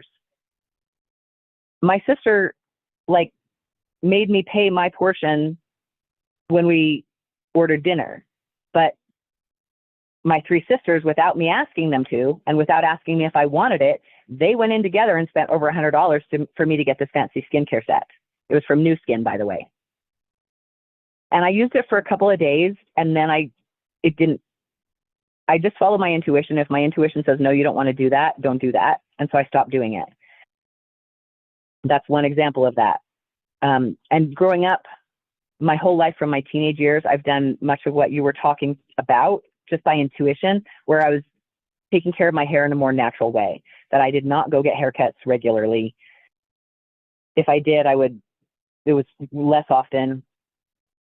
And I learned early on in my teenage years not to wash my hair every day. And partly I did it just because it was a pain to, when my hair's long, to have to wash it and dry it and care for it on a day, every day was just too much hassle. And I stretched it out. As a teenager, your head starts sweating more, and that's usually when you have to start washing your hair more. I learned how to stretch it out where I would do it every other day and then every third day. And when you do that, your scalp gets used to it. Your scalp learns to make more oil or less oil, depending on how much it's going to need. And I got to the point where I would go 1 to 2 weeks all the time in between hair washes. And in fact, I liked the way that my hair was the best on like day 3 or 4. And that's a thing that I'm still doing. And now it's also because I have less often access to showers where I could actually wash it. When I had a job, I was literally washing my hair in the break room at work. But I also only wash my hair in a time that I know is safe, and if I can blow dry it, because now I know that blow drying it helps get rid of all the chemicals that would otherwise be left on it. And I do actually want to wash my hair. I do like having clean hair, but all of that is part of something that I can look back at my life now and recognize that my intuition was talking to me, that my spirit guides, however my guidance was coming, I was being guided to not wash my hair as much as usual. I probably would have been much easier to control if I was someone who washed my hair on a daily basis, but I also wouldn't be able to have my hair down to my waist and my ass if I had to do that. Another thing, if we're on that dive, is toilet paper. There's a reason that people panicked over toilet paper during lockdown. And I noticed, I'll try and save all the stories of how I know things, because I would just spend all the time telling how I know things. I have reasons for how I know this. There are also chemicals in toilet paper. Think about it. If there's chemicals that they can put on your hair that's just going to stick on your head all day long, the skin in your perineum, and I'm speaking as a nurse now, so imagine I'm professional. The skin in your perineum is thinner than the skin on the rest of your body. It has a different type of squamous cell, and it absorbs differently. So the skin that you're going to wipe toilet paper with is more absorbent to chemicals. That's why they put chemicals in the toilet paper. That way you'll just rub that thin absorbent skin just rub it right with the chemicals. And how dangerous is that? That we don't, like, even our toilet paper is rubbing potentially harmful chemicals right into some of our most sensitive skin. One of my clues for this is that my brother and his wife and their family don't use toilet paper. They use felt squares, and they have like a cute little basket of all the clean squares on the back of the toilet, and they use those to wipe and dab dry, and then they get washed and reused. And they also use cloth diapers. So what's the big deal? Just wash them all together. Yeah, it's that big, it's that wild, it's that close to home, and the people who, I say this lovingly, are ignorant to this are susceptible to all of these things that they would think, no, there wouldn't be chemicals in my toilet paper. Yes, my love, there are chemicals in your toilet paper. I'm sorry to let you know that.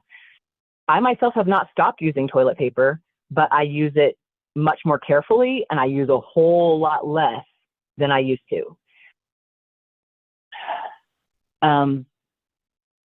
One thing I want to touch on when it comes to people like me telling these stories, one reason why we're afraid to tell the stories is because people say, when it comes to the how, what, when, where, why, all we know is the what. I know what is happening. I know that this is happening. I know these people are happening, and whatever. And then immediately we get asked, well, how do you know that? So when we tell the stories of how we know that, every story that we tell gets criticized and demeaned and gaslit. And then they say, well, why? Why would this happen to you? Why would anyone do this to you? Who are you that people would do this to you? And then it's another way to belittle us and make us feel like even smaller. But we can't answer who. I don't know who is following me. I can't give you names of the people in the cars that are flashing their headlights and honking at me. I just know they're doing it. But because I can't give a who, people tend to blow us off. And then they ask the same thing with why. Well, why would these people do this? Honey, I didn't know why. Until I realized that I was an MK Ultra victim, I didn't know why these things were happening. And anyone that I tried to tell about it, they wanted me to answer, well, why? Why? But the reason they wanted that was because they knew I didn't know the answer, and they wanted to make me sound less competent. I'm talking to victims and I'm talking to interviewers right now. We do not have to know why and how to know that something is happening. The fact that it is happening should be enough. And if I'm talking to a police officer, you're the investigator. It's your job to find out why. Don't criticize me and demean me because I don't know why. That's why I'm coming to you. And the fact that you can't help me tells me that you're either a shitty cop or you're involved. Now Amen. we know. Amen. You're Thanks so for letting me right get that. about that. It's really like, it does, like things get discredited so easily. I feel like we've been sort of shown the stage, whether it's that show Law and Order or different ways that evidence is always required in order to prove something, that like all the, T's have to be crossed, all the I's have to be dotted. And like, that's just not how abuse works. Like if it was that easy, every single survivor would get justice right away. Like we would be able to persecute these people right away. But that's not how abuse of any kind works. Like it's so rare that any type of victim is given some type of evidence. It's all something that is experienced and something that happens to you. It's not something tangible that you can go take in a pretty file, folder of neatly placed evidence of, this is what's happening. Like these are very resourceful, very sophisticated, very intelligent people who put together these operations. And there is a lot of thought and deliberation and intent behind them. It's not just some random person deciding one day, oh, I don't have anything better to do. I'm just going to go stalk V. Like, I'm going to go try to find where she is. Like, they know exactly where you're at. They know exactly sort of how you maneuver in your environment. They know what times you go home, what times you leave, where you work. And they purposefully scope everything out about your life before even trying to initiate. Like they make it very, very intelligent. So it goes along with your schedule and it goes along with your life and it flows neatly into a pocket that you do all the time or a place that you're at all the time or whatever it is in your routine. They fit it very nicely in there. So you know it's happening, but that you're not given an opportunity to see who it is, to know who it is, to have evidence, to be able to even have time to snap a photo or a video. It's very sophisticated. And I think that's why people have trouble wrapping their mind around it, like you said, because in everything that we're taught about abuse, if how you're learning is from the TV, movies, sitcoms, like it's all in a neatly tightly knit package that comes with evidence and proof and everything that you need to make a perfect case that you can tie a little bow on and say, okay, this is how it is. But like in real life, it's very rare when abuse is like that. And when it is, it's usually by the inexperienced random person that just decides, like how we were just saying, oh, I have nothing better to do. I'm going to go start a fight, or like, I'm going to go rob somebody just for the heck of it. Like the people that get caught and that have evidence against them are the unsophisticated, sort of more ignorant, new rookie criminals that like really wouldn't have probably made a dent in a lot of stuff anyways. And I'm not saying everybody, obviously there's like very high profile cases and like horrible things that have happened that have sent people to jail. But I'm saying like that's from like sloppy people, like the people that you're talking about and this type of covert abuse is very, very sophisticated. It's thought out, it's planned, it's rehearsed. They have the exact right people in place for it. For every operation, it's like different people that they use. There's a reason it's called gangstalking. Like there's multiple people involved in these operations and they work together. And like, yes, it does sound crazy, but when you think about somebody like UD who was, basically experimented on and used for over 40 years, why would they want to invest all that time in using you and controlling you and spending all this money and even right down to a car that you have now, that resulted from being in this system? Like they don't want to invest all that time, money, and energy and then just have you go and, and that's that. Like they want you back. They want you under control. They want to know if you're talking about them, if you're breaking out of programming. Like there's just so many different elements to it that are above and beyond what people can comprehend, you know, but hearing this, like, I encourage everybody to just open up your mind whenever you are hearing these stories. Like, they can sound unbelievable, and that's the point.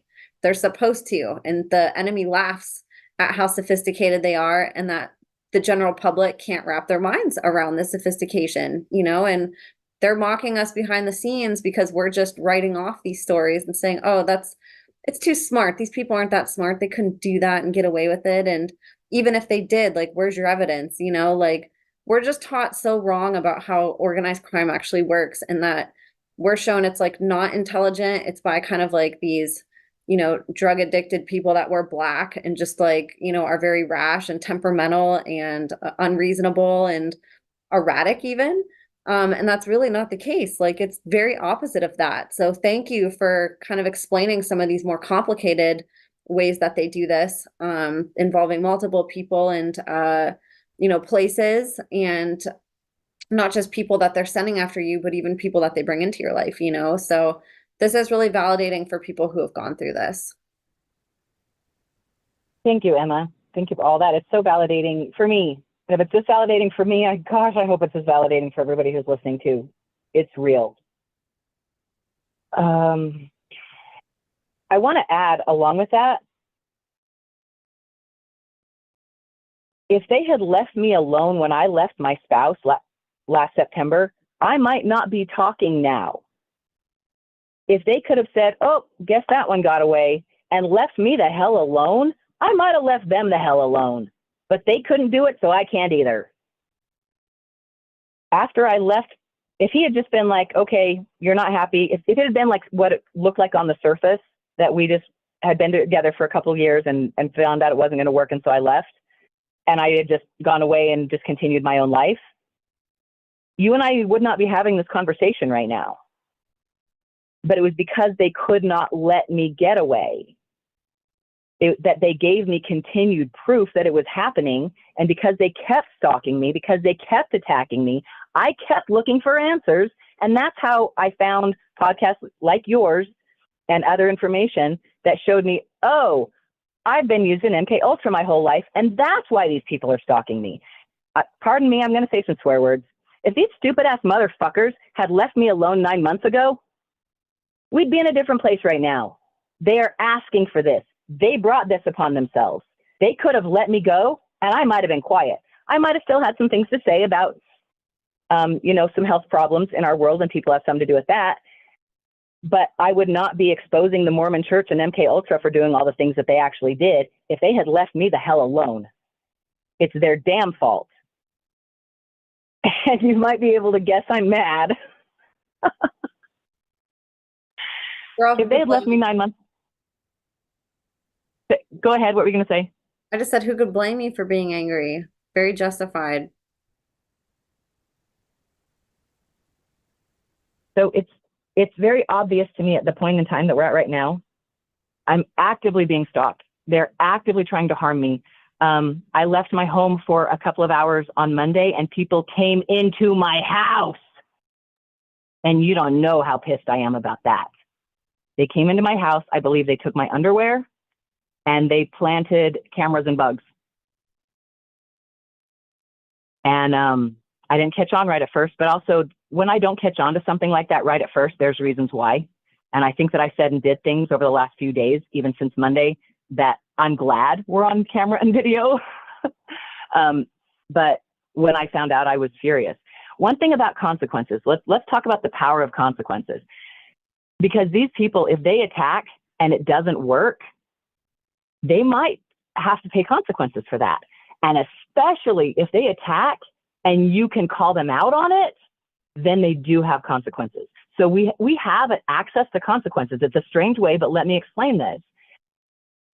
The people who give the orders and say, go do that, they expect it to be done right, and they expect it to be done well. And when it isn't done right and done well, the person who was acting on orders gets in trouble. So it's true that I cannot go to the police. They're not going to help me. I've tried. But I can make a call out. If I can find a way, and because I know I'm bugged and I can speak and those who have me bugged hear me, Otherwise, I might have to go to a person who mattered. But when you know that someone is doing something to you that's wrong in these ways, you can call them out about it. I do it on Twitter. I do this on Twitter. There was a guy who was doing a thing called hightailing. And it's when I drove out from where I live, and I hadn't gone 2 blocks. And this guy pulled up right up behind me, right on my ass, flashing his lights, honking his horn. And the idea is it's supposed to raise your heart rate. It's supposed to kick in your fight or flight. It's supposed to make you scared. Because when you're scared, you don't act right. When we act in fear, we don't make good decisions. So they want us acting in fear.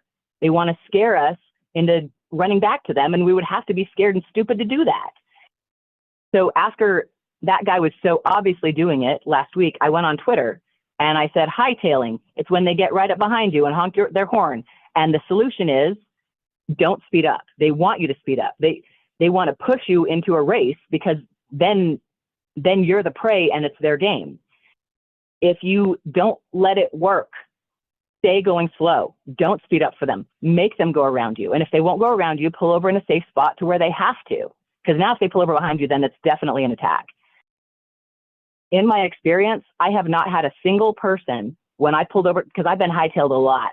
And when I pull over to the side of the road, they always pass. It has not been my experience yet that a single one of those people has dared to face me.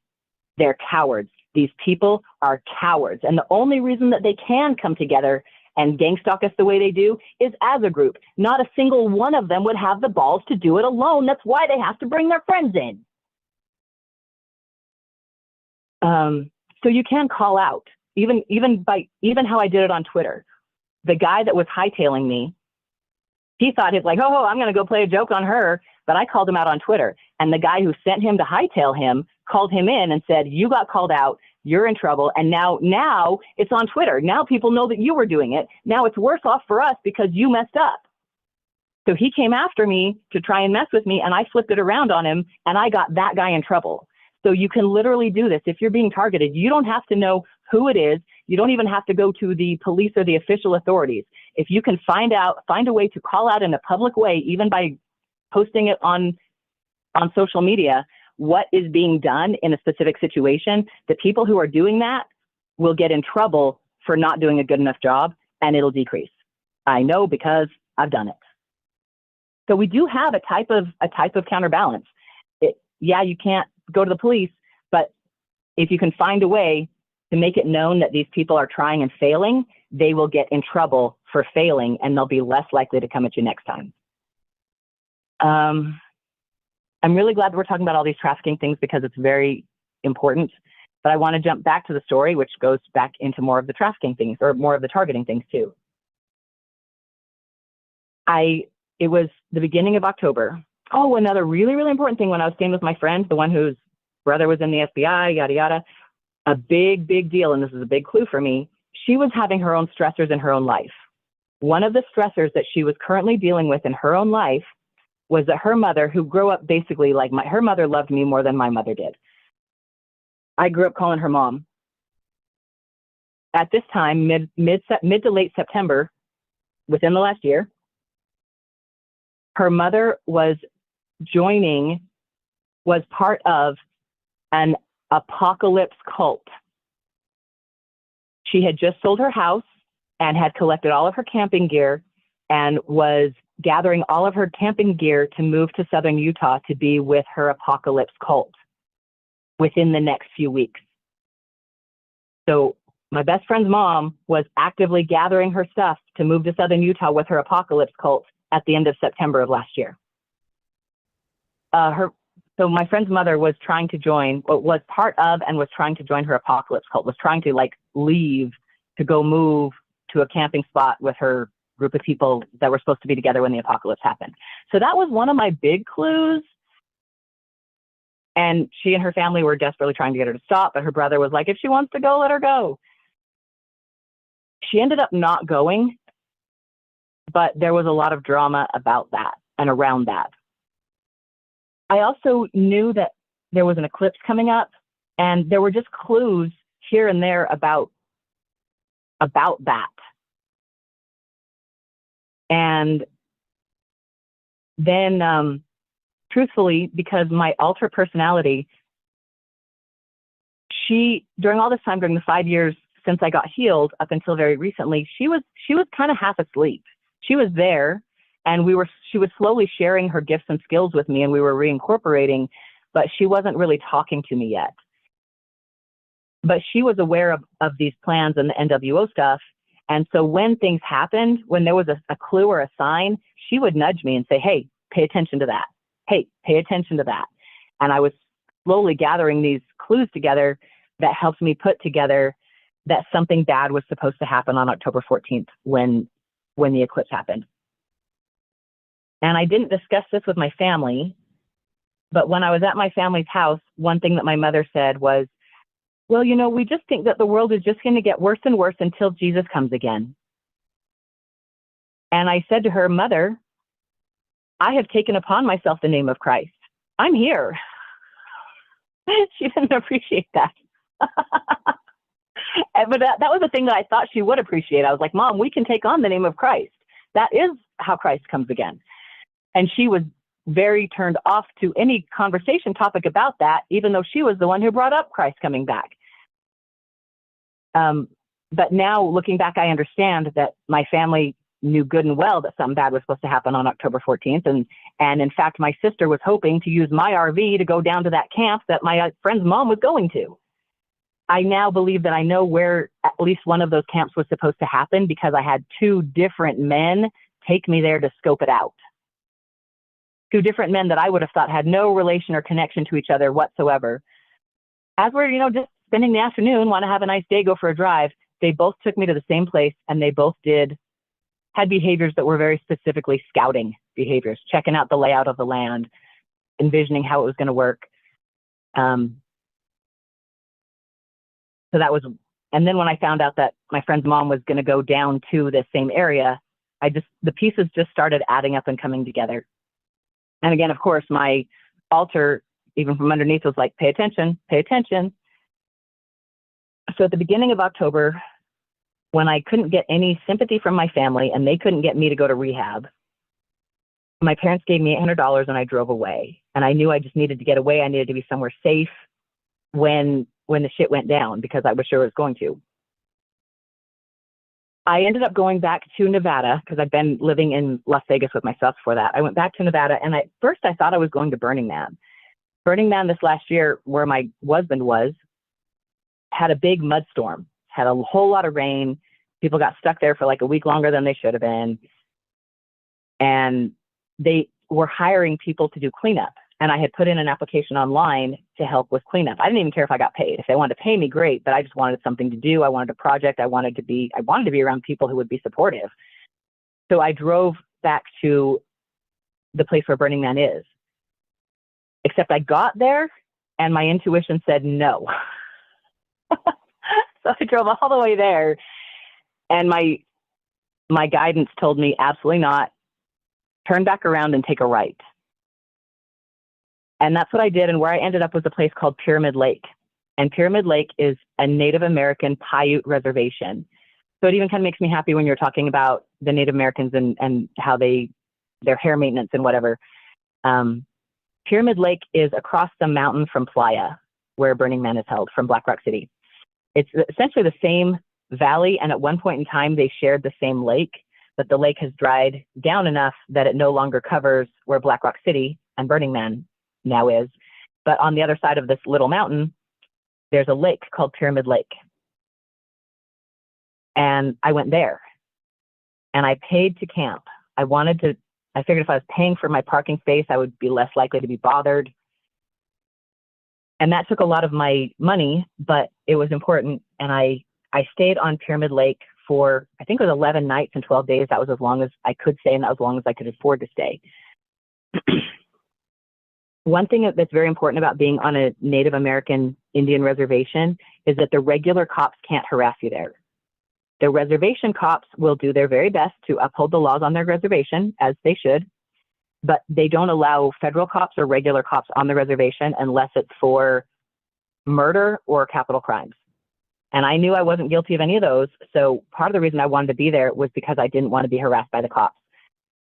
I had had a second interaction with the police. The first one was the one I told you about when they knocked on my door. Another time while I was at my mother's house, my mother handed me, I was outside at the RV, my mother handed me something that had chemicals in it to cause me to have a reaction. I had a reaction and I shouted. I just shouted out, "Why is my dad the only man with any integrity?" But I was foolish in that statement as well. But what happened immediately after that was my mother was trying to trigger me. She then went in the house and called the police that there was a disturbance going on. But I went into my RV and I stayed quiet. And when the police came, they had no reason to bother me. But literally my mother intentionally triggered me and then called the police on me when I got triggered. And the idea was if they could take me in for some type of disturbance, domestic abuse, whatever, if they could at least get me in, maybe they could get me ordered into rehab, or maybe they could hypnotize me, or at least they could try. So my own mother called the cops on me. Thanks, Mom. But again, they didn't have the ability to do anything to me when they got there. Part of that was they were using pairing magic. So one of the times I walked out to my RV, I was taking like a laundry basket that had some food and some other items in it. And they sent somebody to align with me, to match up with me. And as I was walking across the street to my RV, there was a guy coming down the street on the other side of the street. And he and I were walking in a way that we would intersect. And I did not want to intersect with him. I didn't want to intersect with anybody. So I slowed down. And when I slowed down, he slowed down. And then I stopped. So I was actually like in the street, stopped. And when I stopped, he turned and walked towards me. This is just a random guy. And at the time it was just weird, but now I recognize that there was a pairing spell. He was probably carrying in his backpack some of the same things that I was carrying in my basket right at that moment. And I'm certain that there was magic used to make us align at the same time. And it really almost freaked me out. I was like, what the heck? Why are you doing that? But I think they wanted me to lose control, to act out emotionally, and maybe then they could have the cops come take me away. As it was, I recognized that something was weird, and calling it out matters. I called it out. The guy when he started walking towards me, and I was like, what the heck? He stopped walking towards me, and he just looked at me. And then the two of us just stared at each other like, why are you looking at me? And I said, please keep walking. I want to walk to my RV, and I don't want anyone walking next to me. And by stating that, I canceled whatever matching thing that they had where he and I were supposed to align. And he had to follow my instruction essentially and keep walking like I asked him to. And even like looked over his shoulder at me a couple times, all weird. But that's a thing that on the surface, it just looks like I was walking to my RV and somebody was walking by. What was actually happening was a magical spell that was intended to make us match up and align at an intersect point so that I could be triggered to have a reaction. And that exact thing has happened several times. I have been paired to have an intercept point with people so many times that I notice it now. It's obvious and it's annoying, but because I notice it, I can also use it and manipulate it and avoid it a little bit on my own side. While I was at Pyramid Lake, it was hard, man. It was hard. My family had told me, my sister had told me that I needed to have several weeks without any influences from other sources. She wanted me to go to rehab and get my brain reprogrammed. I was like, you know what? Maybe she's not wrong. I just got out of a really messed up relationship. I just got myself off this really awful drug, and that wasn't easy. And not only that, but now I need to learn how to live sober, safe, healthy. And those are things that a rehab would tell you they're going to help you with. But I decided I was not going to trust any rehab. I did not trust any doctor at this point. So I decided to rehab myself. And that's part of why I drove away. And I was gone for 6 weeks. And I spent that 6 weeks caring for myself and essentially doing my own rehab. It turns out that I'm an award-winning rehab nurse. So I wrote my own rehab care plan. And then I followed it. And then after 2 months, I wrote my recovery care plan. And I'm still following that.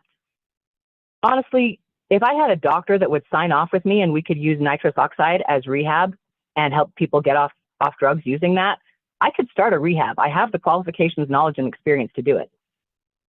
But while I was at Pyramid Lake, I definitely was experiencing gangstalking, and I had been experiencing stalking up until that point. So now we're like a month since I've left, or close to a month since I've left my spouse, and this stuff had been happening constantly. And it was so weird. I had a hard time even telling people who believed me about it, because I was like, it's so weird. I know I sound crazy talking about it, but gangstalking was heavy at Pyramid Lake, especially the hightailing. That was all the time. And they were using sirens, man. They were sending any ambulance or car or fire truck that they could send past me on the road with flashing lights. I was like, I have never seen this many emergency vehicles out on one day in my life. But they were running them past me, hoping that it would freak me out, that the flashing lights would get my mind, yada, yada. But that's when I really became aware of the hightailing specifically, because I'm driving my RV, and RVs tend to drive slow, and people go around them. And people would not go around me. I would have 4 or 5 cars lined up behind me with an open passing lane. It would have been very easy for them to go around me. And when they did that, I would go slower and slower. Their idea is they want to push me. They want to freak me out. They want me to go faster. So I do the opposite of what they want. Whenever they're doing something to try to manipulate you, figure out what they're doing and do the opposite. So I would just slow down. And, the speed limit's 45. I'd be going 45, and these cars wouldn't pass me. So I'd slow down to 40, I'd slow down to 35, and they still wouldn't pass me. And there's an open passing lane. This is how I know I'm not making stuff up. And then I would just pull over on the side, and they would have to pass me, because none of them are brave enough to actually stop and look me in the eyes. I did see a few people who were very specifically tracking me. They tried so many different things. My clairaudience was first beginning to come awake. I hadn't experienced clairaudience before that. And that's when you can actually hear things that people are saying, things that are happening outside of your physical hearing range. And I knew that that was the number 2, his father, my father-in-law, was at Pyramid Lake looking for me. I knew he was because I could hear him singing. He had a song that he was singing to try to wind me in, and I could hear him singing the song. So I knew he was there, but the fact that I could hear it told me, oh, he's there, and we're definitely not going to answer that.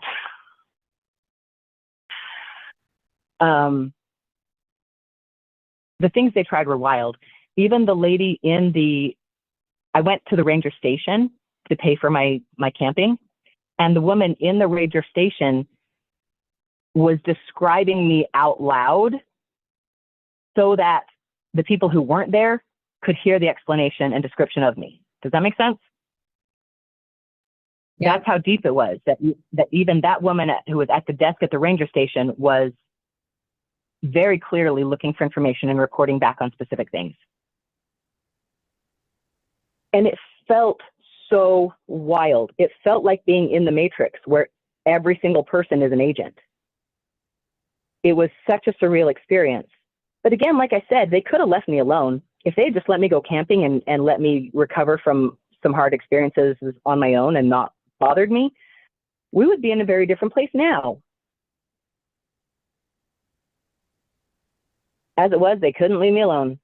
So I was at Pyramid Lake on October 14th, and I thought, whatever's going to happen, this is the best place for me to be. I had suspicions about things that they were going to try. One thing that they were going to do was call all of the mind manipulated soldiers. I think they call us slave soldiers. And we were all going to react like the Borg, acting in lockstep with one mind and with no individual thought. And I knew that they were going to use the chemicals that are in our on our hair, on our bodies, and also the chemicals in foods that we eat. This is when I became aware of monosodium glutamate being more of a concern than I had thought. I always wondered. We'd had warnings about MSG. But then I started recognizing the times that people had been giving me MSG on purpose, and how MSG was a chemical that very specifically made me more susceptible to mind control. So I became more aware of those things. And I had the theory, which I still have, that they were going to trigger those chemicals on us, in us. And some people could be triggered more highly, and some people were fully mind controlled. some people would just respond to the chemicals on them, and some people would know better and have prevented and wouldn't respond at all. And those are the people that had to be taken down by the army. I think that people were supposed to go crazy. They were supposed to start acting like zombies. They were supposed to just go nuts. You might remember the Florida man back in Florida 10, 15 years ago who was on salts, and he started running around like a zombie and biting people. And I think that that's what would have happened. I think that that was the plan, was for people to just start running around, acting crazy and attacking each other to the point that they had to call out martial law and bring us all under control. And that's exactly what it was. It would have brought everybody under control, and we would have had, it's basically like the mafia when they're like, we're going to beat you up if you don't pay us. Well, they would have sent in the army and been like, we're going to let you all destroy each other unless you let us control you. And I think that they had some other, I'm certain that they had other things as well. That's it. Those are two bits, is the mind controlled mass soldiers, and then the chemically controlled humans, plus, you know, vaccinations and whatever else we have in our bodies. Those things would have been triggered. Those are two parts of it that I believe to be true. I have a deep dive theory for a third part, and I'm even hesitant to share this because I know it sounds wild. So please consider this as a, even if this wasn't a part, the rest of it still would have been a functional plan. This goes back to Harry Potter. And one of the things that Voldemort was trying to do was activate the inferi. I know it sounds absolutely freaking crazy. The inferi are dead bodies that they re-enliven, then they control them. Part of my theory, and maybe it wouldn't have been, maybe the rest of it would have been enough by itself, but part of my theory is that they were actually going to try to have a zombie apocalypse and reanimate dead bodies. If you don't believe that, just forget I said anything, and we can talk more about the other reasons why I believe that later.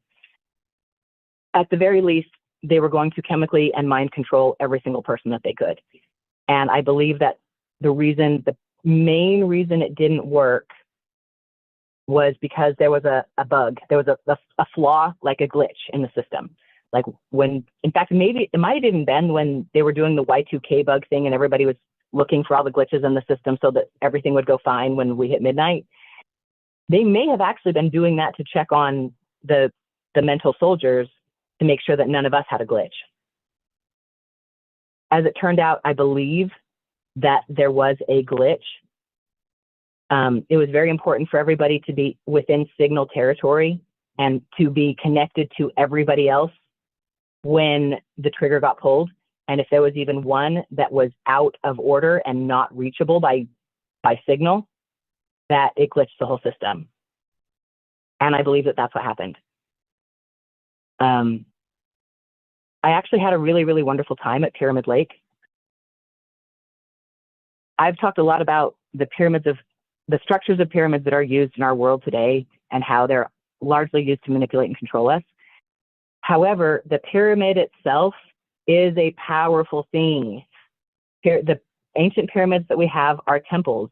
I used to live in one in a past life. Pyramids they're special, and there's a reason that even these corrupt structures hold as much power as they do, is because they follow the pyramid structure. There's a reason that the Luxor was built in Las Vegas, is they wanted a pyramid there. And being at Pyramid Lake, I had access to the special magic of the earth. I was on a native Indian reservation where these lands had been untouched by the consumers that would come in and abuse it. And I connected with that land, and I connected with the spirits on that land. And one thing that was really special to me, when I was at my parents' house, I received my dad's teepee. That's like TP, like an Indian round tent that you put up with sticks. My dad had a couple of them growing up, and it was a thing that I had asked him for before I went there. I said, I want your teepee. I will use your teepee. Can I please have your teepee? So when I was at my parents' house, they gave me the teepee, and I put the poles up on top of the RV. And I don't think I was supposed to get away with it. I think they're actually mad I got it. I think it was actually meant to kind of be like a trap to get me there.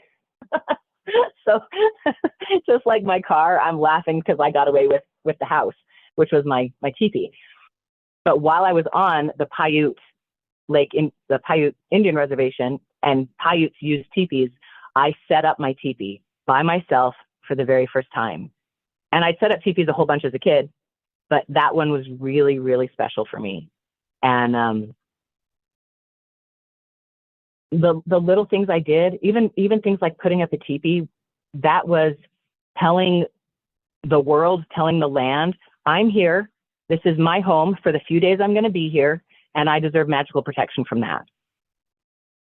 And I received it. And I couldn't tell you all of the attacks or things that they tried. Some of them I don't even know, because some of them slid by without me noticing. But if they could try it, they did it. And one thing that was very important for me was to follow all of the laws and all of the rules. I had to follow every rule, because if they were going to get me on any rule, they would. I finally left Pyramid Lake, I want to say on the 18th. Either the 18th or 19th. But it was the 20th, so it was the very next day. I want to say I left on the 19th, because it was the very next day. It might have been 2 days after, but I think it was the very next day after I left Pyramid Lake that I was pulled over illegally. So I was driving down the road on, I want to say eastbound 50, was that what it was? And this is a smaller county road. There's 2 lanes going each direction, but it's also a county road. It's not I-15. It's not a freeway. And while I was driving my RV up a hill, I got pulled over.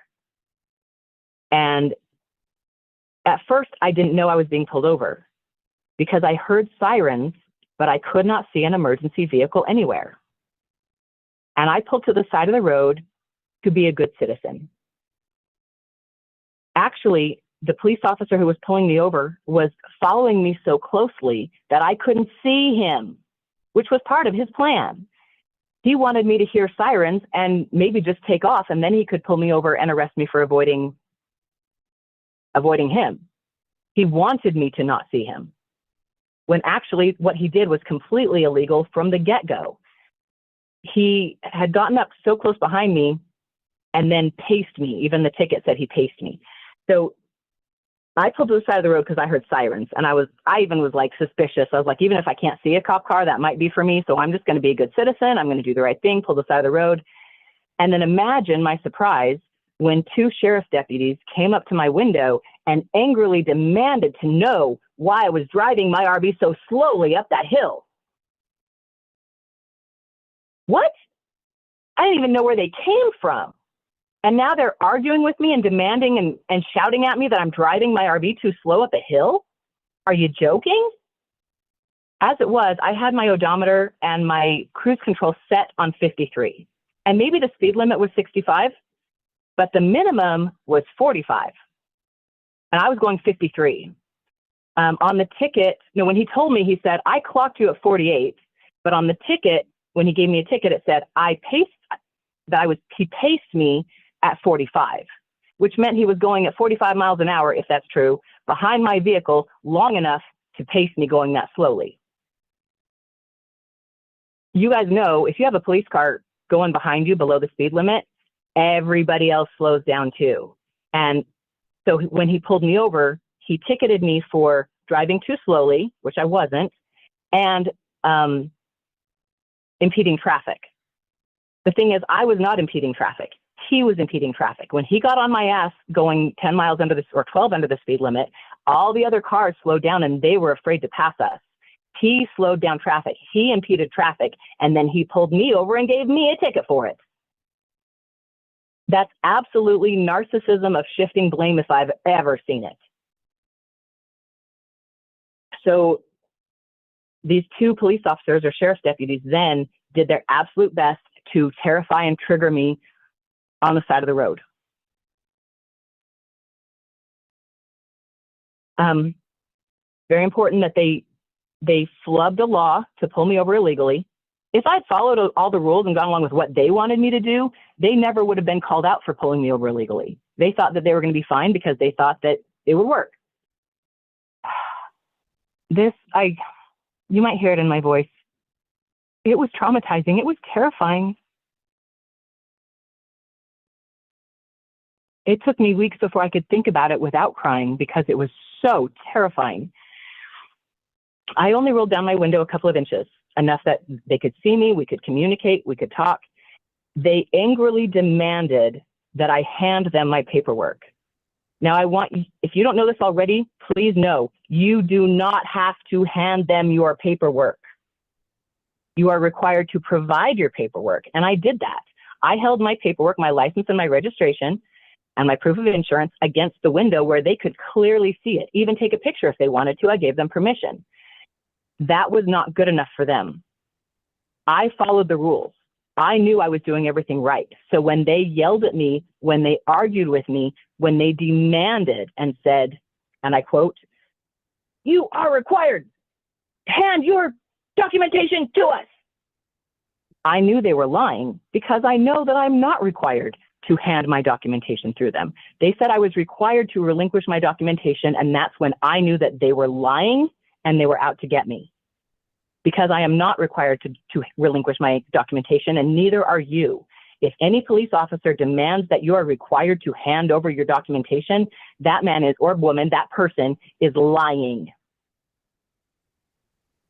It should have been absolutely adequate for me to put my paperwork against the window. And by the time they called their supervisor out, it was adequate, and that's what he accepted.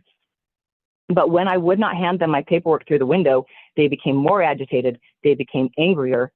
And then the larger of these two guys stepped up to my window, and he was holding his hand like a fist, like you might if you're going to pound on a door, but in his fist he had that tool that they use that breaks windows. And he held it right up, and I thought he was going to break my window right then. He was within inches of that tool hitting my window. And he said, "Then we will break this window and we will haul you out of that vehicle." So recognize at this point I had done nothing wrong. I was not driving too slow. I was not impeding traffic. I had followed the law and had pulled over to the side of the road like a good citizen. I was readily providing them with my information according to the legal ways that I knew I was required to do it. And they actively tried to terrify the piss out of me. And they did succeed in terrifying me.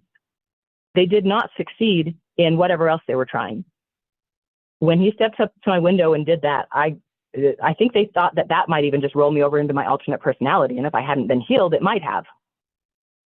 Instead, terrified as I was, I looked at those two officers out my window and I said very firmly and very clearly, "I do not consent to be taken out of my vehicle. I do not consent to have my vehicle harmed." And those two men just looked at me and looked at each other and didn't know what to do next. Because that was their whole play. And when I used the power of consent, and I'm telling you guys, consent is a law of the universe, and you can call it, you can use it. That moment was where the tables turned. When I told them I did not consent to that treatment, they didn't know what else to do. They had no other option. They had no other answer. And then they went back. And by this time, there were these two cops and two other cops behind me. At this point in time, there were now 4 police cars behind me, and I'd done nothing wrong. 3 of them were sheriff's deputies, and one of them was a different car, so it was probably a local police officer. But when I did not respond the way they wanted to, they had to call in their sergeant. Another thing I did after I told them, I do not consent to be taken out of my vehicle, and I do not consent to have my vehicle harmed.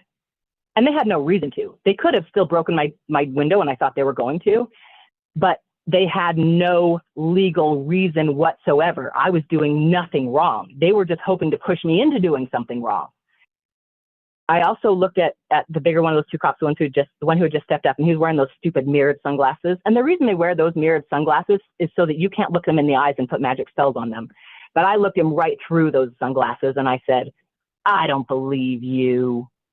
I don't believe you. I don't believe you."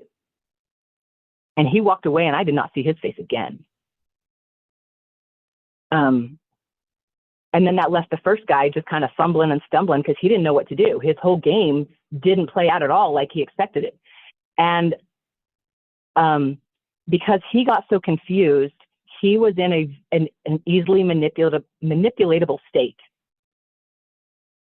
And I was able to use some neurolinguistic programming on him just to confuse him. And I did it, and I will readily admit it. Maybe you get in trouble. I don't know if there's laws against hypnotizing cops, but I think that there should be laws against cops terrifying people the way that they did to me. And I didn't have the option. I didn't have a gun. I couldn't pull out a gun and defend myself, and they would have shot me if I tried. That was the only thing that I had that I could do to save myself, was try to confuse them. And I did. And we could go back and watch the cop videos, and I could show you and tell you exactly what I did and exactly what I said and exactly the effect that it had. And I did it in self-defense against the people who were supposed to be defending me. And I'm upset about that.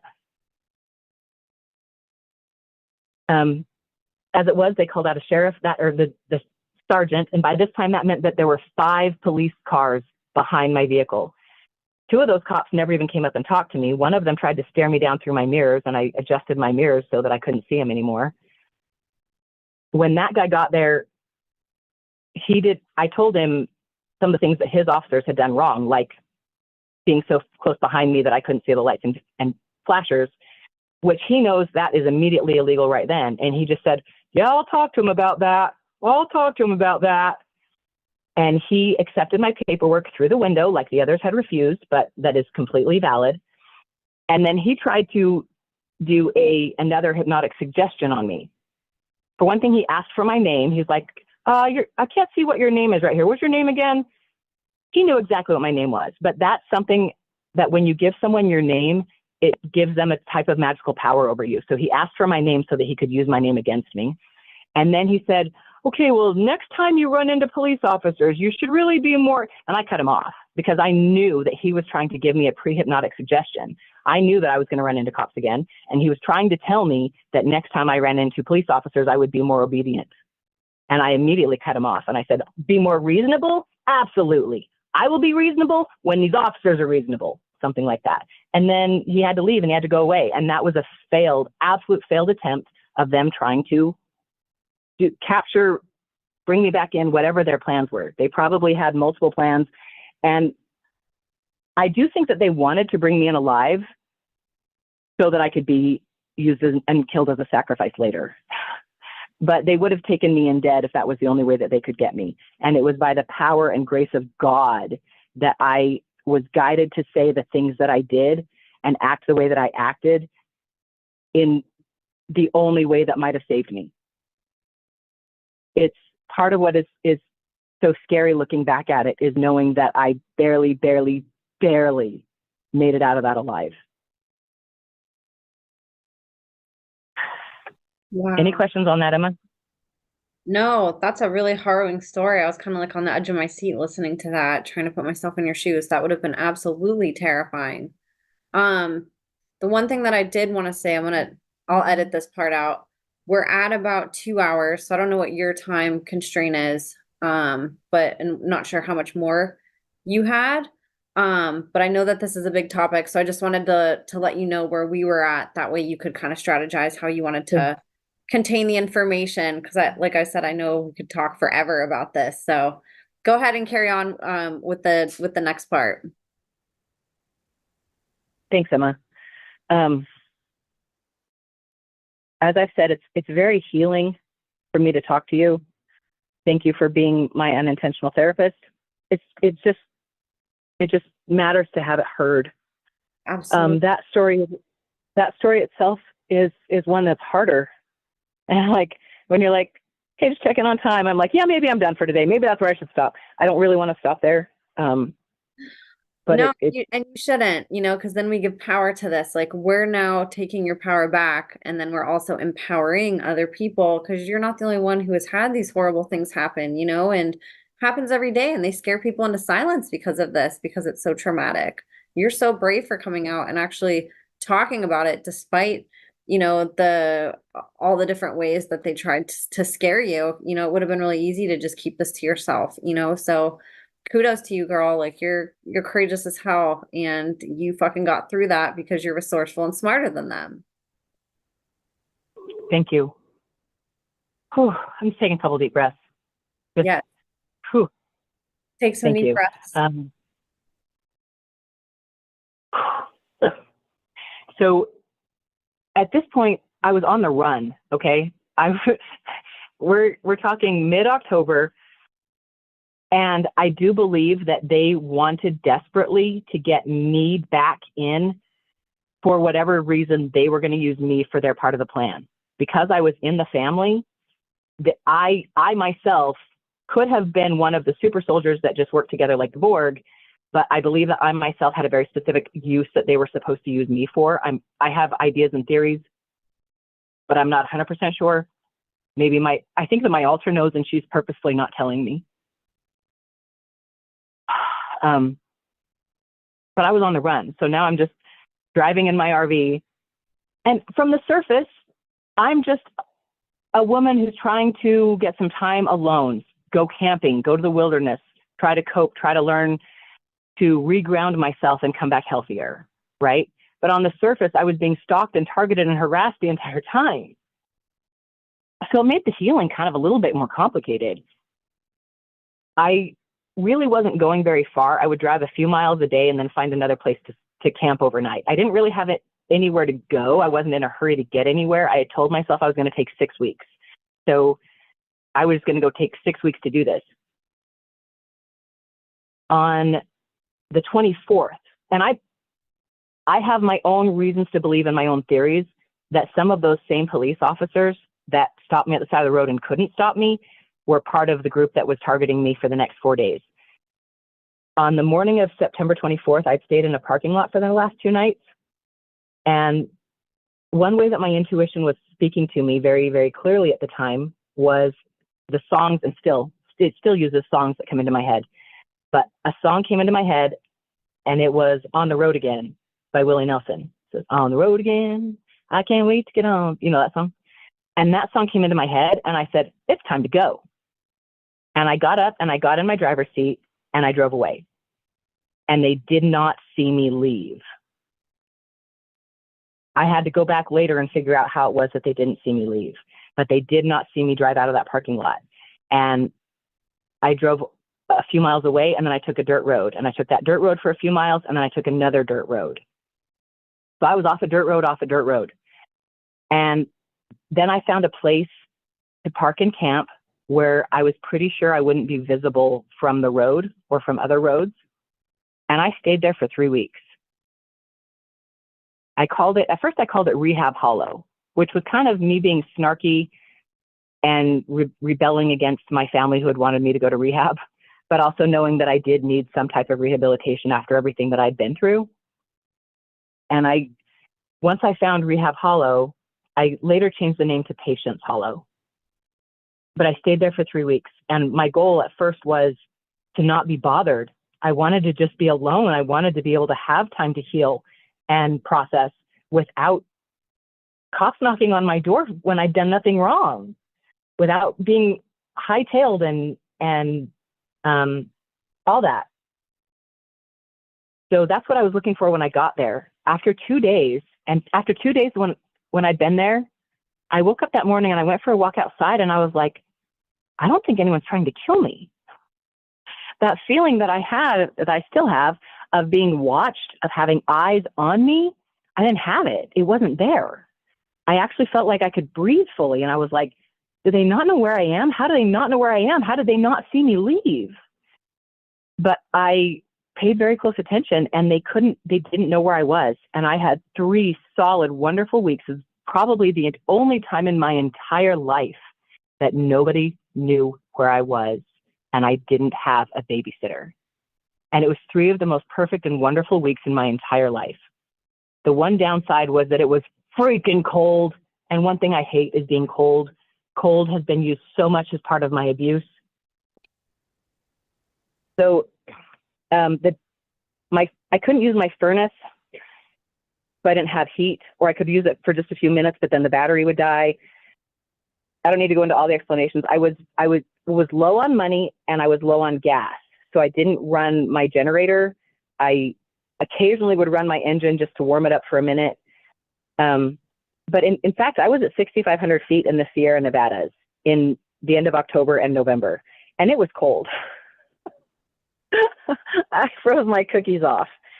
And I hate being cold. It's one of the things I hate most ever. But it was worth it to me for those 3 weeks to be cold because I was alone and nobody knew where I was. It was even ironic that the day I noticed, like it was on the 26th, that nobody's trying to kill me right now. And it was 1 year to the day from the first time that I almost got kidnapped at Costco.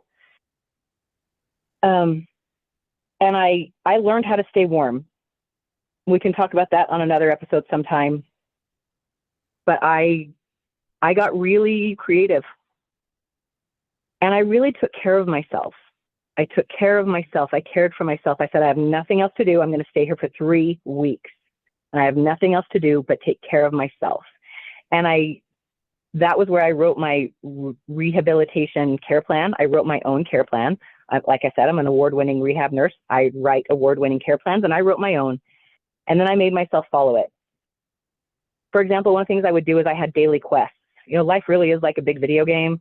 This just feels like an absolute video game. My real life seems like a complete World of Warcraft story, especially using magic and escaping duels and but that time was so important for me. 3 weeks of peace. I had 3 freaking weeks of peace for the first time in my whole life. And it was okay that I was cold, but I was doing daily quests. So I wrote myself a list of things I was going to do every day in order to do my dailies. For anybody, if you're used to doing dailies, if you've ever done video game dailies, I made myself do dailies. And my dailies included things like personal hygiene, washing my face. I didn't want to get naked and pour water on myself. I wasn't going to do that, but I would get a washcloth with hot water and soap and use it to bathe. So I was practicing hygiene. Little things like that are very, very important when you're rehabilitating from trauma, abuse, drugs, abuse, yada. One of my daily quests was to go outside every day, spend outside time. I never walked out far enough away where I couldn't see my RV, but I would go walk in big circles, large circles around the RV. And one day a coyote came through my camp, and that's something that you don't see a lot, but I've seen coyotes a few times through my journey when they're like, hey, we're here, you should know. There was a herd of donkeys, like wild donkeys, and I made friends with them. And it was a really, really special time. I made myself sit still for 20 minutes at a time. That was something that I didn't have the skill or ability to do unless I was driving. Being on meth had trained my nervous system to be nervous. So even though I wasn't on meth anymore, my body had to learn how to act like I wasn't. And one of my goals daily was sit for 20 minutes at a time in one sitting. And at first that was difficult for me to do. By the end of the 3 weeks, I would go back over my goals and say, how am I doing today? And I'd realize, oh, look, I sat for 20 minutes 3 times. But even knowing little steps like that could give me acknowledgement, and I could pat myself on the back. I had no one else to pat me on the back. I had to learn how to give myself credit because nobody else was going to do it. But I was really, really, really proud of myself. That was some of the 3 hardest weeks of my life and some of the absolute best weeks of my life. It was the only time, like I said, where I've ever had that much freedom and privacy. I absolutely do not have that much privacy now. And it was a really special time. But I told myself I was going to stay there for 3 weeks. And the new moon closed on November 11th. And after the 14th happened, I expected something to go down on the 14th. And when nothing happened on the 14th, I was still waiting. Like, is something still going to go down? Am I away from the big cities where I'm just not hearing it? The whole time I was there in Patience Hollow, I did not even turn my phone on. I had a phone that didn't have service, but I didn't even turn it on, which means I didn't know what time it was. I didn't have a watch. I was telling time by the shadows and the stars. And there was one really, really weird day on November 8th that the time was weird. And I'm saying this partly because I'm curious who else, if anybody else noticed on November 8th that time was weird, because I've since talked to at least 2 people who had weird experiences with time on November 8th. But November 8th was way longer than it should have been. By that time, I knew about what a day felt like on the mountain. And that day lasted forever. And then that night lasted forever. I even remember going outside at what seemed to me like it should have been dawn by now. It should have been dawn hours ago. And I went outside and I looked up at the stars and I pointed at them and I said, "You better move." I shook my finger at the stars. "You better move. Next time I come out here and look at you, you better be in a different place." Because it absolutely felt like time had been stopped. And after that, I went back in the RV and took a nap. And when I woke up, the sun was up. And time seemed to go back to normal after that. But on November 8th, time was weird. And I believe that they were slowing down time. I believe that they were manipulating time to try and get the plan together at the last minute. The new moon closed on November 11th. And I believe that that was the last chance that they had. If they were going to make this plan happen, it had to happen under the new moon eclipse, or the new moon of the eclipse. So it had to happen in a 28-day period from that time. And I had confirmation of this in my own spiritual way, because 11/11 happens to be my mother's birthday. But at midnight of 11/11, I knew it was midnight, even though I had no clock and no watch, because there was a click. I just knew, like, oh, it's midnight. And I heard angels singing. I can't make that up. I wouldn't say it if it hadn't happened. I wouldn't share that if it had not been a real experience. But I was awake, moving around, and I'm going, why am I hearing angels? What? It sounds like Christmas music. I'm like, what? Am I hearing Christmas music? And, I would listen to the songs in my head, because that's when I would get clues for when to get up and move and things. I also listen to songs in my head to make sure that nobody else is sending me signals. But my angels do it more often than not. So I was listening, like, why am I hearing Christmas music? And the angels were singing Gloria and Hallelujah in Excelsis. And it sounded like a Christmas song. And it started at midnight and it lasted all night long. And that was my knowing. That was how they let me know that the window was closed, that it hadn't happened, that the plan had failed, and that the angels had reasons to sing. And I had about 1.5 shots left of rum.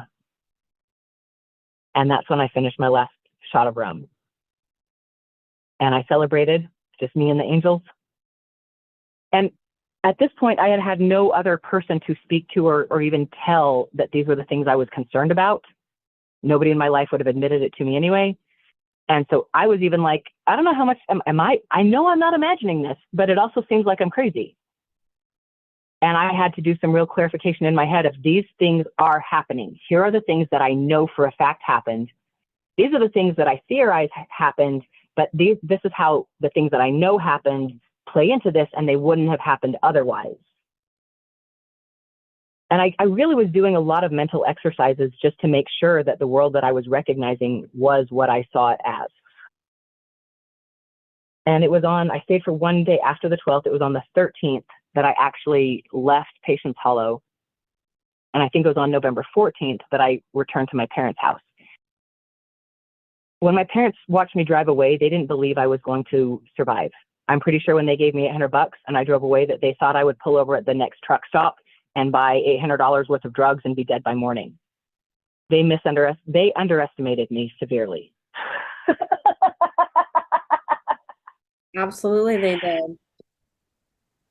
But also at the time, I was definitely suspicious of my family, but I wanted to believe that they were still good people. I wanted to believe that the reason that they had been so awful to me was because they didn't understand drug abuse, was because they didn't understand addiction, was because they didn't really understand what I'd gone through, not because they were active participants in it.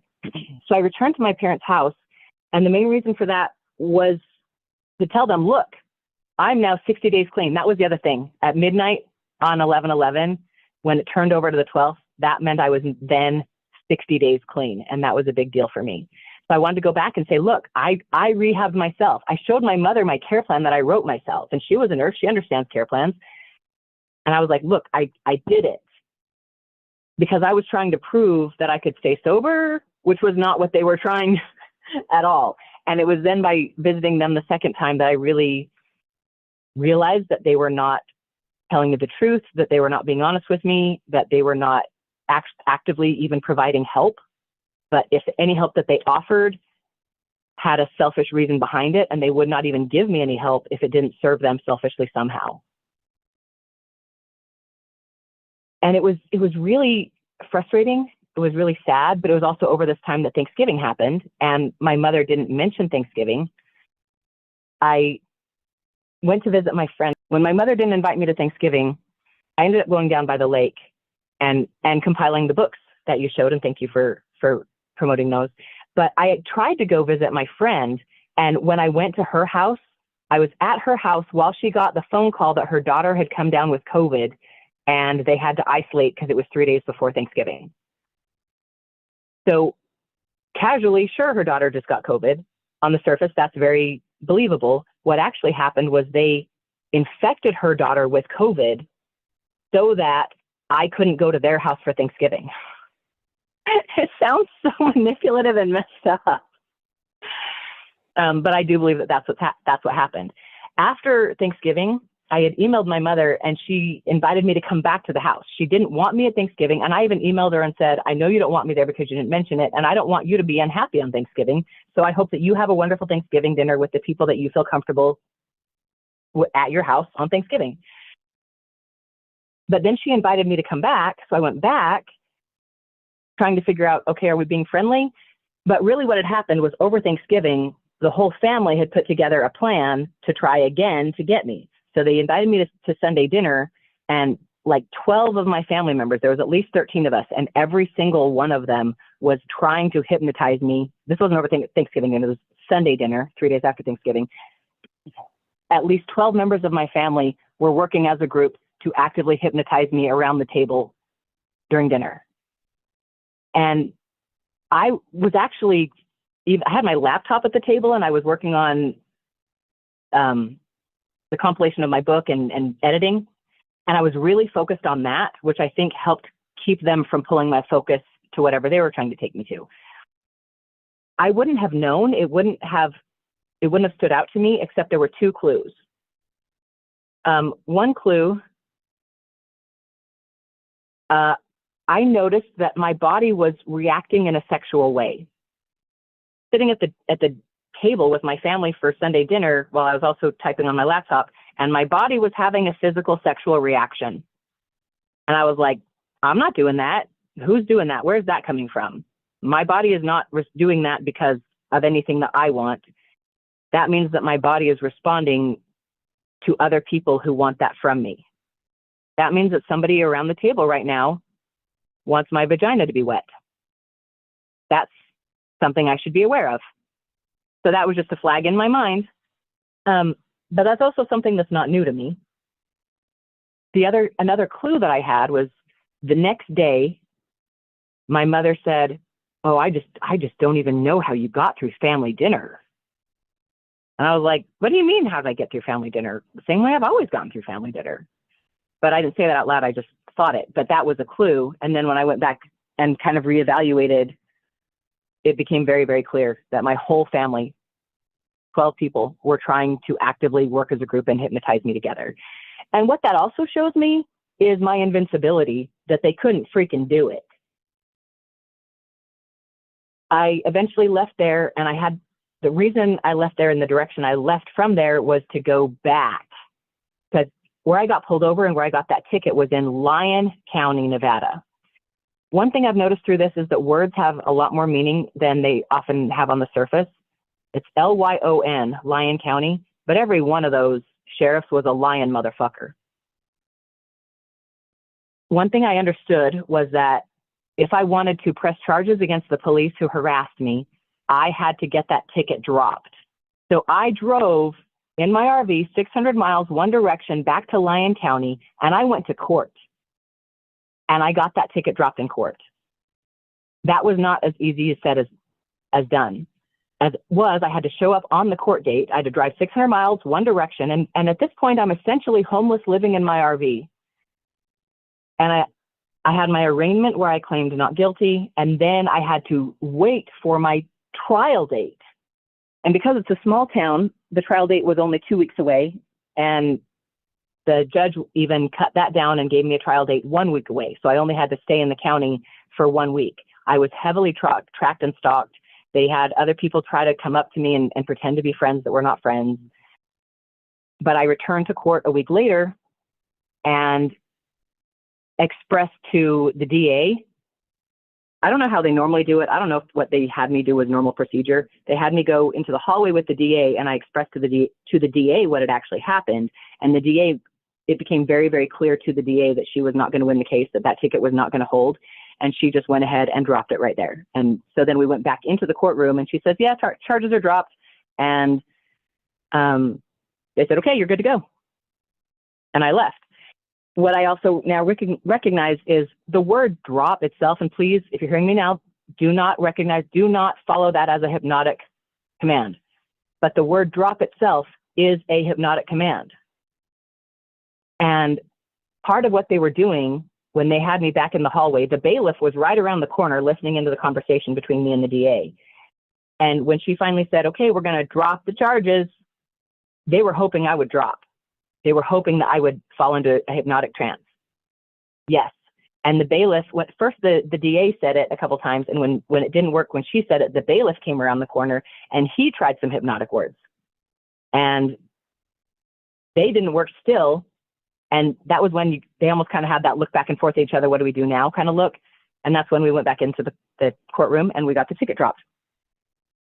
And then I drove my RV out of Lyon County and I received an unrequested sheriff's escort from the courthouse to the county border. And then I continued to drive through Nevada over the next 3 weeks. I took my time, would stop and stay for a couple nights, drive a few miles, stop and stay for a couple nights. And in every small town that I drove through, I had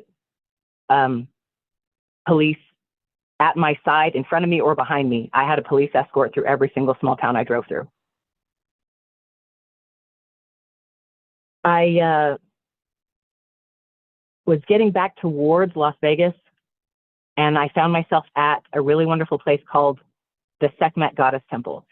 And I'm not going to go into a whole lot what happened there. I love temples. I loved the Mormon temples when I would go there. I loved the Burning Man temple, and this was another sacred space. And I adore sacred spaces. And I was drawn there, but what I figured out later was that I was also magically called there. And while I thought I was safe, and I was there for 8 days. I stayed there for the holy days. I stayed there. They had two ceremonies while I was there. One was for solstice, one was for the full moon. And I participated in those ceremonies.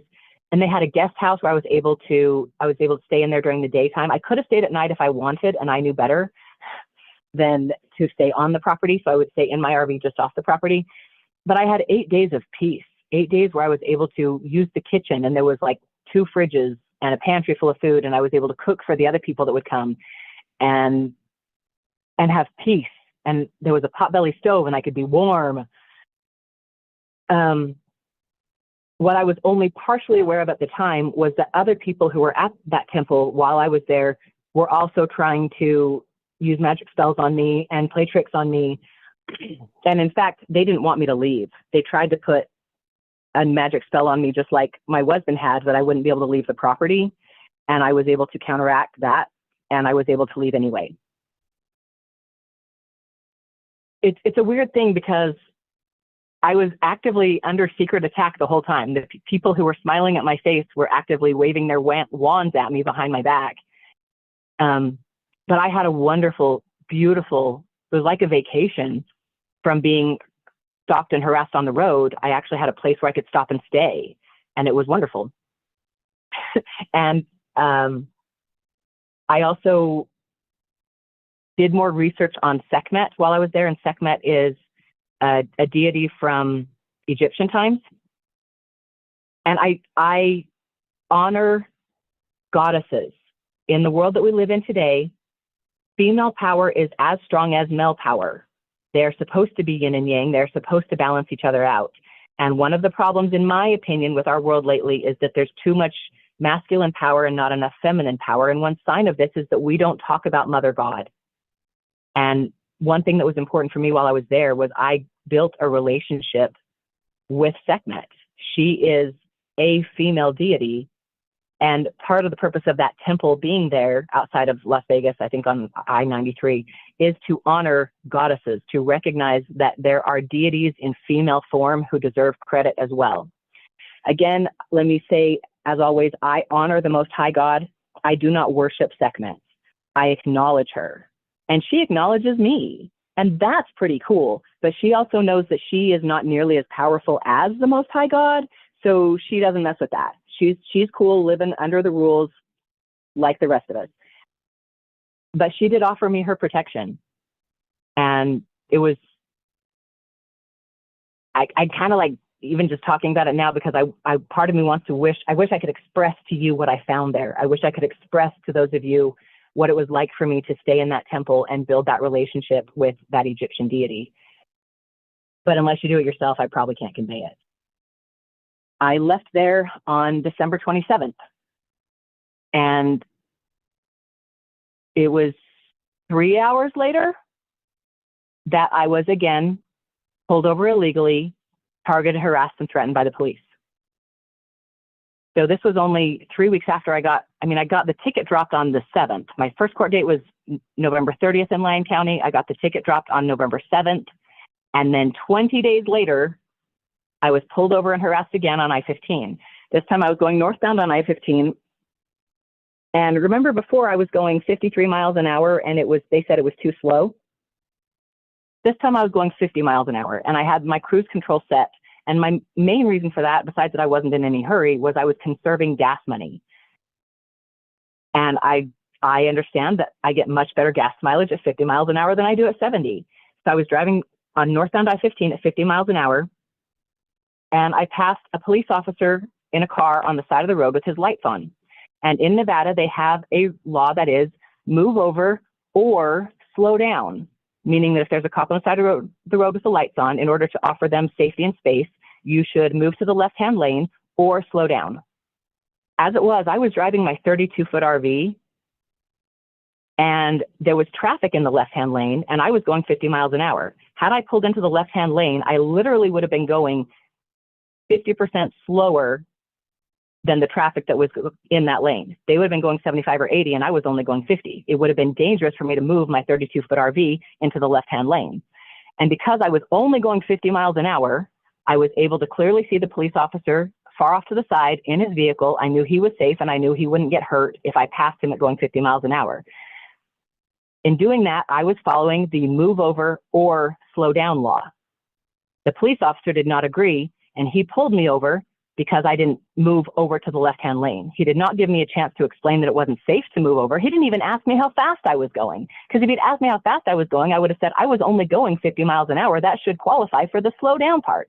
He didn't want to talk about that because he knew that he was pulling me over illegally. Part of the way I know that he was pulling me over illegally is because I asked him, why were you on the side of the road? And he flumbled. He said, I was just finishing a stop. I'm absolutely certain that he had not finished another stop. And part of the way I got this ticket dropped was because he could not provide proof that he had been finishing another stop. If he'd been finishing another stop, there would be a police report of that stop. But because he could not prove that he'd been stopped on the side of the road, I could prove that it was targeting. Because he was actively sitting there on the side of the road waiting for me to pass. And by the way, my RV stands out. It's missing a panel on the side, and it's obvious that that's me. So he was waiting for me, and as soon as I passed him in the right-hand lane, he pulled right out behind me and pulled me over immediately.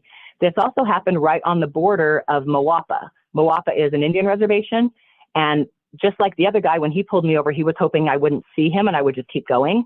This guy was hoping that I would know I was on Mawapa, where he had less authority, and that I would just keep going. So they both pulled me over in a way that was, one, illegal, and two, hoping I would just keep going so they could get me for that too. This police officer then came up to the window and angrily demanded that I hand my paperwork through the window, the same as the other guys had done. And I know that I'm not required to do that. So when he demanded again and ordered me to hand my paperwork through the window, I refused, and he threatened to take me to jail. The police officer, when I did nothing wrong, but because I wasn't doing what he wanted me to do, he threatened to arrest me. And I held my paperwork up to the window, just like I had done with the other police officers. And he said, okay, I'm going to reach inside your window and I'm going to take that. And I blew my top as calm as I could, because that's not okay. I also wanted to show that I had self-control. I didn't want them to think that I was, losing it. But I said to him, you absolutely will not. You will not reach inside my window. You do not have permission to reach inside my vehicle. But he knew that, and he was going to do it anyway. What I'm pointing out is all the things that he knew he was doing wrong, and he was doing them wrong on purpose to try to get me. When I wouldn't work with him, this is one way I know that they weren't talking to each other, because these two groups of police officers tried the exact same shit, and it didn't work any better the second time. But they did the exact same thing of demanding that I hand my paperwork out the window. And when I refused, threatening me both times. When I would not follow what they wanted me to do, but insisted on following an acceptable legal thing, both of them then raised it to threats. And that was when he, just like the other guys, had to call in a sergeant. And he, just like the last time, I had 5 police cars behind me. The first time on October 20th, I was on the side of the road for a full hour. A police traffic stop is supposed to take 5 to 12 minutes, something like that. The first time I was on the side of the road with 5 police officers behind me for an hour. The second time I was only on the side of the road for half an hour, but both times I had 5 police officers behind me. Now let's also keep in mind that the first time I got pulled over for going and ticketed for going too slow when I was not going too slow. I was going 53 miles an hour and they said it was too slow. This time I was going 50 miles an hour and it wasn't even slow enough. According to the law that he ticketed me for, 50 miles an hour either should have been enough or it should have been clear that there was a reason why it wasn't enough, which is why he didn't even talk about that. But the reason I'm telling these 2 stories is to show these 2 examples of me getting pulled over and harassed by the police. They followed the exact same patterns. Is that really clear, Emma? Can you understand that? Yep, absolutely. And neither time did it work. And both times when it didn't work, they got confused. And again, I was able to use some keywords and neurolinguistic programming because these men were actively trying to terrify me on the side of the road. And I used the skills and resources that I had available to me to make them confused so that they would at least have a harder time doing that. As it was, kind of the same thing happened. The sergeant came out. He was willing to accept my paperwork the way I'd offered. And then he was obviously annoyed that his man had failed. The 2 situations were exactly identical. And then they finally had to let me go. And then those police officers still went ahead of me and parked on the side of the road with their lights on. So that when I was passing them, I had to then make a point of getting into the left lane. And even though I was going 50 miles an hour, if I had not pulled into the left lane, they would have pulled me over and done the whole thing again. Because they didn't want to let me go. And in fact, they gave me a ticket for not following the move over or slow down law, but they had to let me go with a ticket. I made it to Utah a couple hours later. And here is where I believe that they put a magical spell on me and they were expecting me to crash my RV. As it was, I drove off of the road, and I meant to drive off the road, but I meant to be going slower, and I thought that the road was more level. It didn't actually cause any damage, but I got stuck. My bumper was like sitting on the road, and I didn't have enough traction to pull forward off of that. It caused no damage whatsoever, but it was such a weird thing that it even happened. And normally I wouldn't be like, oh yeah, somebody put a magical spell on me, that's why. Like, no, I can take responsibility, and if I make it a mistake, I made a mistake. But what happened was within 5 minutes of me being in that position, 4 police officers showed up with a tow truck. I was like, how the heck did you guys get here this quick? Oh, and by the way, I'm also on another Indian reservation. Now I'm on the Shivwits Indian reservation. And I've never even seen Shivwits cops, except at the gas station. And now here I am on the side of the road with a minor problem, and 4 cops and a tow truck show up out of nowhere? Really? And they explained to me that they had just had another accident that they were finishing the report of, and that's why they were out and about, and that's why the tow truck was out. There was no car on the tow truck. The tow truck was clearly not removing a vehicle from any accident. And I would like, if that other accident happened, I would like to see evidence of it, because I don't believe it exists. I don't believe that exists any more than the previous stop that the other cop said he was there for. I believe that they knew that. That's why I can even say that I think they put a spell to make me have an accident, because of the things that happened along with it. It made no sense for 4 cops and a tow truck to magically show up where I was. And I don't believe that they can prove the story that explains why. As it was, by the time they got there, it didn't take me very long to start getting my jacks out, and I was like propping up, and I was just going to roll forward off of, I mean, it really was like if I'd been 2 inches further forward, I would have been fine. My back bumper was resting on the raised road. It caused no damage, and my bumper was bent, but my bumper was bent before that. Husband number 1 messed that up. I was even able to show that to the police officer. And in doing that, it was one of the things that I did to entrain him. And which again, I was using NLP and hypnotics to make sure that these police officers were safe for me to be around. I was afraid to have them standing by me while I was jacking up my RV to move it forward. But if you follow the idea that they were expecting me, and somebody had put a spell to make me wreck, and then they were like, oh good, we're going to show up as soon as she wrecks. We'll be there to be supportive and helpful. We'll have a tow truck and everything, and then we'll be able to do whatever we want with her. And it didn't work out that way. It did work enough to make me get stuck on the road. And then these cops are like, well, we can't just leave you here. But I was actively working, pulling out my jacks, lifting things up, and they're just standing around with their hands in their pockets. They didn't know what to do. As it was, since the tow truck was there anyway, and I told the tow truck driver, I don't have any money. I can't pay you.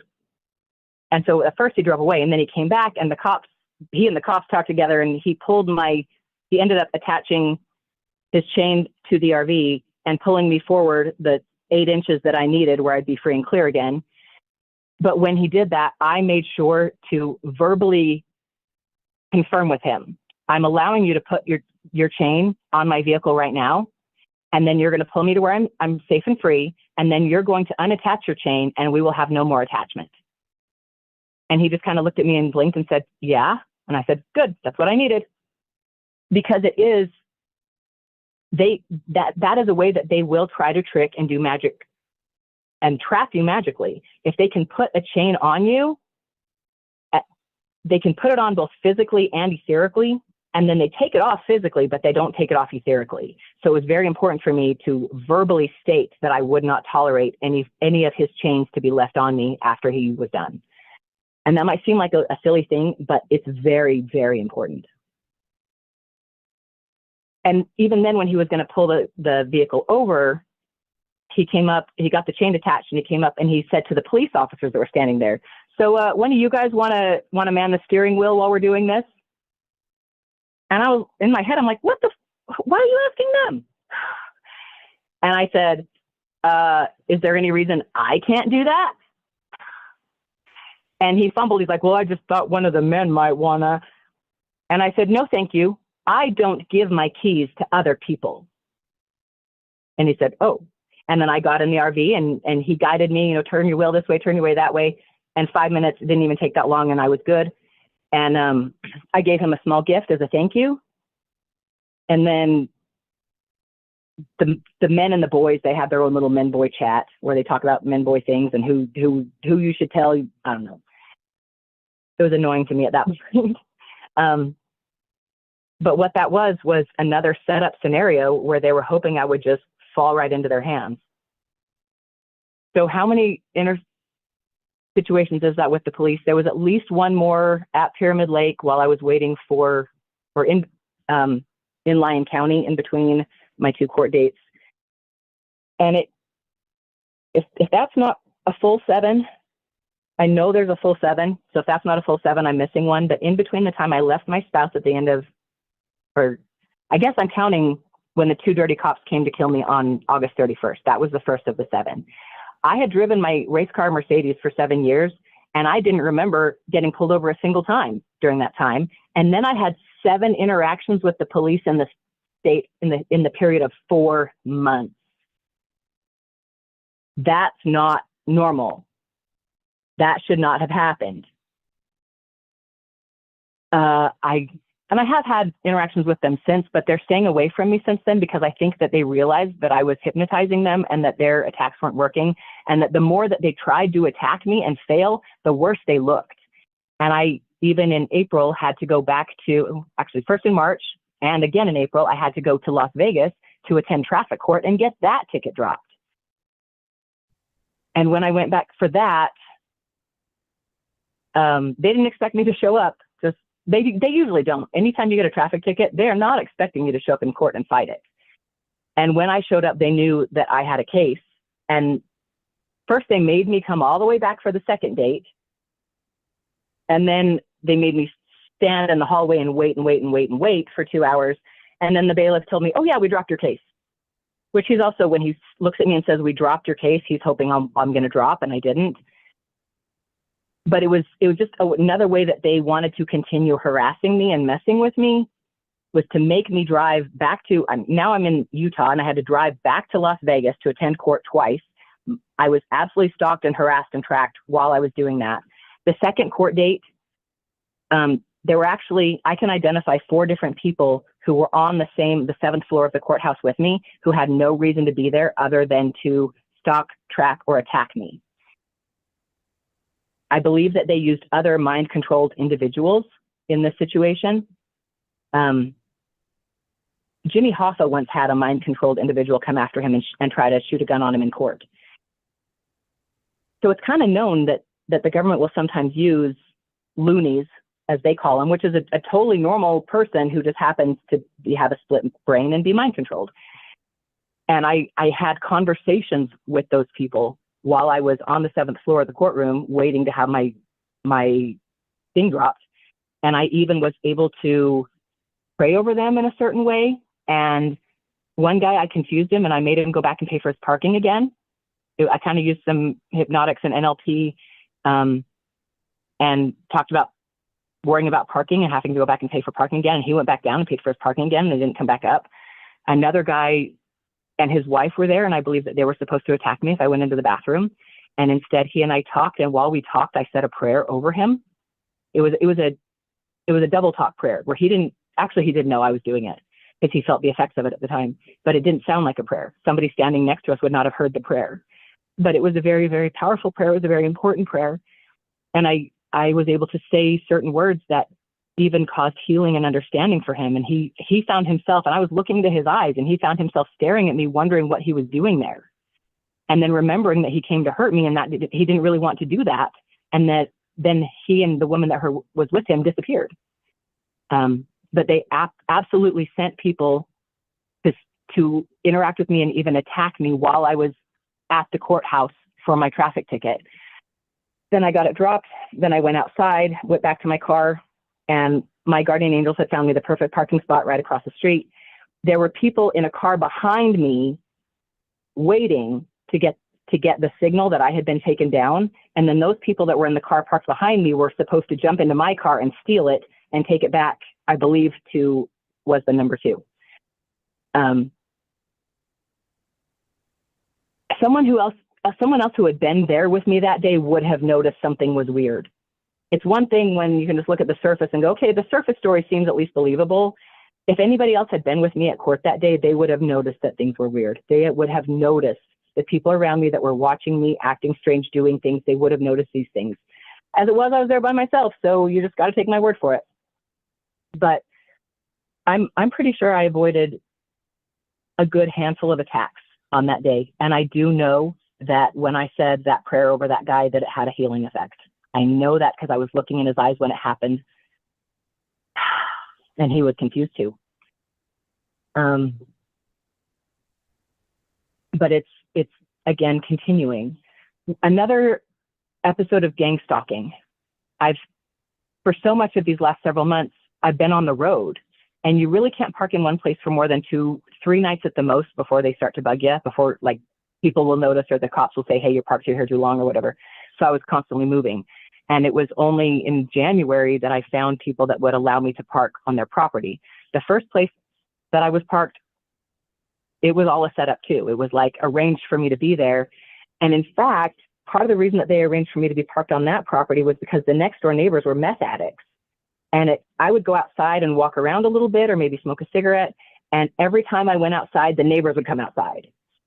And the plan was, oh, and then somebody else, a so-called friend, had even given me some money, which I'm very, very grateful for. I'm grateful even for selfish help. But part of the reason he had given me money was because they were sure that if I just had money in my pocket, I'd go buy a bunch of drugs and end up killing myself. Or it would be easier for them to come in and end it for me. So they even arranged for me to be able to keep my RV and park at a place that was next door to meth heads. I'm sorry, I don't like that term. I say that for the sake of the story. I have absolute respect and compassion for these people. But these people were in on it. Like, it was clearly, you look at these people, are like, oh, they're on meth. And what they wanted was for me to have a conversation with them and have easy access to the drug so I could destroy myself. Clearly, I was not going to do that. I was parked at a house, but I wasn't going into the house at all. I was just using the electricity and the water. And I received a warning that I was in danger if I stayed any longer. It was an absolute clearly warning. If you want it, I'll tell you one-on-one some other time. But I got the very clear warning that I should not stay another day. And I drove away that day. And I'm pretty certain here this didn't happen. So it's, you know, how do you prove what might have happened? But I think they were going to burn the house down that night and burn me down with it. Maybe not. But either way, I followed the warning and I got out of there. And then the friend who had given me money found me a place to park on family property. And that's where I still am. I don't necessarily trust the people around me. So it's so, I wish that I had as many people come up to me and be actually nice as come up to me and pretend to be nice. It's even hard for the people who are nice because I have to look at them with suspicion and I have to listen to everything that they say and wonder, are they using magic double talk on me? And I hate that I have to be like that. But that's where I'm at now. And one of the things I was doing that they were doing as part of the gangstalking, especially at that other property, that property was parked on a main road, right on the main road. The back of the property backed up to the main road. And as part of the gangstalking and what they would do as a community, I actually believe, it's my theory, that they use the app Signal. Signal is supposed to be a safe app, and I only downloaded it because husband number one encouraged me to. And then when we were fighting, I deleted it. And the only nice thing he said to me was, please download that app again. Also, my brother, who's lieutenant colonel or was lieutenant colonel in the Army, he was in Signal Corps, and part of he explained his job, if he ever would, was to help soldiers keep in contact with their families. Now I believe, and please forgive me if I'm wrong, but, and maybe it's not the Signal app who does that or does this, maybe they just use it for this, and there's other apps who are also used for this, but I do believe that my stalkers were using that app to collaborate, and they have like the gang stalk group. Everybody who's gang stalking D is talking together in this group, and then they know where I'm at, and then other people can be like, oh, I'm in that area, I'll go by and honk at her. So everyone in the area, it's almost like if they're bored, they can check their phones. You kind of joked about this, Emma, but they actually do it. They're bored at night, they check their phone and they go, do we have any wild geese? Are there any wild goose that are out there on the run that we need to go scare back? And if so, somebody, if it was me, they'll have a pin where I'm parked, and then everybody who sees that knows to drive by and honk their horn or rev their engine as loud as they can, because noise pollution triggers fight or flight response. So it was actually it was a pain in the ass to be parked at that spot, because cars were constantly driving by honking, blaring their horns and revving their engines. And it was obvious that they were doing it. However, I found the perfect counter for this. And I'm excited. This is partly why I want to tell you, is just so I can tell your viewers and listeners what the solution is. When they do that, noise pollution triggers your fight or flight without your consent.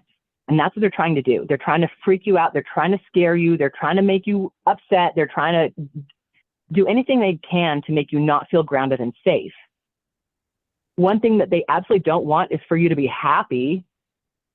So what I found out was the perfect solution was whenever I would hear anything start, you know, a car coming up or a horn, or whenever I would sense it was about to, I would laugh out loud as hard and loud as I could. And by laughing out loud, I would drown it out. I couldn't even hear it. I would laugh so hard that I couldn't hear the honking and the blaring at all. And it completely drowned it out. And then it has the other benefit of, if you laugh that hard, you cannot not get dopamine out of it. When you make yourself laugh, your brain releases dopamine. And so I would hear them and I would think to myself, oh my gosh, they still think this is working? That's hilarious. And I would laugh my ass off. And by doing that, I was actually supplementing myself with dopamine. And they realized I was doing it and they stopped. I could tell the last 2 times that somebody drove by and I laughed. And I swear my clairaudience came in right then, because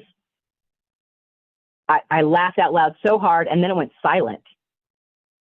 And I could almost hear them like, is she doing that on purpose? She's doing that on purpose. And then they sent another one as a test. So it was silent for like 5 minutes. And then they sent another one and I laughed my ass off and it didn't happen again. So that confirmed for me that they were listening and could hear everything I said and did, but it let them know that I wasn't going to play by that game, or if you're going to play that game, I'm going to play it my way, which means I'm going to get dopamine out of it. And that was the last thing they wanted. Like, they can't make me get all freaked out.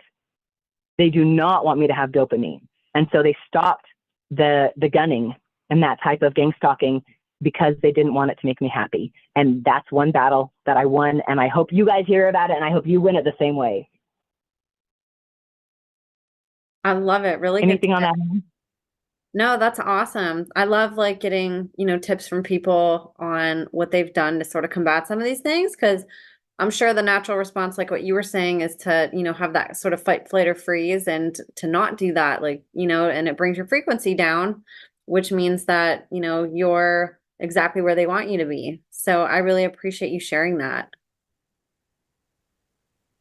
Thank you. I hope that you share that with other people. Please, anybody, share that with anybody that will help, because I know that gangstalking, that exact same thing is being done to other people, other women, and these people are very likely responding to it in the ways that it's intended, where they're getting freaked out and they're hiding in their closets because they're like, I'm constantly being attacked. Yeah. I believe, yes, you are constantly being attacked, but there are ways that you can counter it.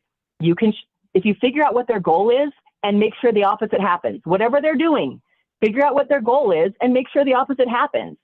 Eventually, they're going to feel stupid and stop. In fact, every single person that tries and fails then gets in trouble for failing. Sooner or later, they're all going to get tired of getting in trouble. So essentially, that kind of leads us to where I'm at now, which is I'm still living in my RV on someone's property. And my communication with these people is weird. Like, they used to communicate with me more, and I haven't even seen them lately. They're strange things. One example of specific gang stalking targeting that I want to talk about happened a few weeks ago, like maybe a month ago. They expected me to go into work, and they even set up traffic cones between my house and where my work was. And they used hightailing very specifically. Can you remember watching a movie where there's like a scared girl in a truck and she's driving a truck and then there's another truck behind her that's like trying to chase her down? Hi, Kiefer. They were actively trying to do that, and they even set it up where they put up traffic cones to divert traffic, and they were hoping to divert me into a neighborhood rather than going to work. So when I pulled, I was even still on this property, but I pulled out in my car from out where it was parked, and I started driving forward. And as soon as I started driving forward, this huge black truck like moved in from the side right behind me, like, and it had like this big intimidating feeling as it like pulled into my rearview mirror spot. Yeah, just like that. And I was like, what the fuck? And so I pulled onto the the road. And as soon as I pulled onto the road, I just immediately pulled off and parked, because I knew that they were trying to hightail me. They were trying to get behind me. They were trying to freak me out. And right then, I didn't see the traffic cones. I just saw this, oh no, like, I'm not letting you do that. In fact, what I said was, I pulled to the side of the road and I said, I watched the truck come up past me and he kind of slowed down. Like, what do I do now? You keep going, asshole. I'm not going. So he had to go. And I said, get thee behind me, Satan. Or in this case, in front of me. And then I let him get a few cars ahead, and then I pulled out and I continued. There was even like a laundry truck with its doors open in the back, which was weird right then. There are a couple other things, and it's a straight road from where I am to where my work was. And right in front of my work is where they had traffic, like they had it arranged with traffic cones and everything, that if I was in the right-hand lane, which is where I would have been to go to my job, that instead of being able to go forward, that I would have been veered off with the traffic cones into this neighborhood. And then in the neighborhood, they were going to block me in. But because I saw as soon as that black, I mean, anytime I leave my house, anytime I go anywhere, I put up my defenses and my awarenesses. So as soon as he pulled in behind me, as soon as that truck pulled into my rearview mirror spot, I was like, oh, no, we're not playing that game. And I made him pass me. But then as I continued to drive to work, I could see the plan that they had in place that then failed. But this is like a month ago, that these people are using traffic cones to try to scare me into some place where I'll be vulnerable. And I have to just be proud of myself for not letting it work, and grateful to my angels and God for protecting me, but then it also does make me very scared for other people. So where I am now, it was honestly within the last 2 months that I realized the scar on my leg that I never knew where it came from was a taser scar. And that was a taser scar from MK Ultra tactics to make you forget. And that opened up everything. Up until 2 months ago, I didn't know why these people were stalking me and tracking me. It's actually less scary now, because now I know. Finding out that I was an MK Ultra victim was one of the greatest pieces of information I could have ever gotten in my life, because it answered all my questions. Before that, I didn't know why all these things were happening. And it was scarier not knowing why. As soon as I got the information, I got the answer. Now I know why all these things are happening. Great. And so I've been spending the last 2 months going through my memories and figuring out more. And every time I talk to you, Emma, I'm like, oh, let me tell you what I figured out since last time. Because those memories are coming up. And you've talked about on your show too, that it's kind of when people get to their 30s, 40s, or 50s, and when they have a safe place, that these memories can actually come up. I never in my life had a safe place for my memories to come forward. I was never in a safe place. Even now, I'm not necessarily in a safe place, but I'm in the safest place I've ever been in. Nobody's raped me in the last 10 months, and that's a first in my life.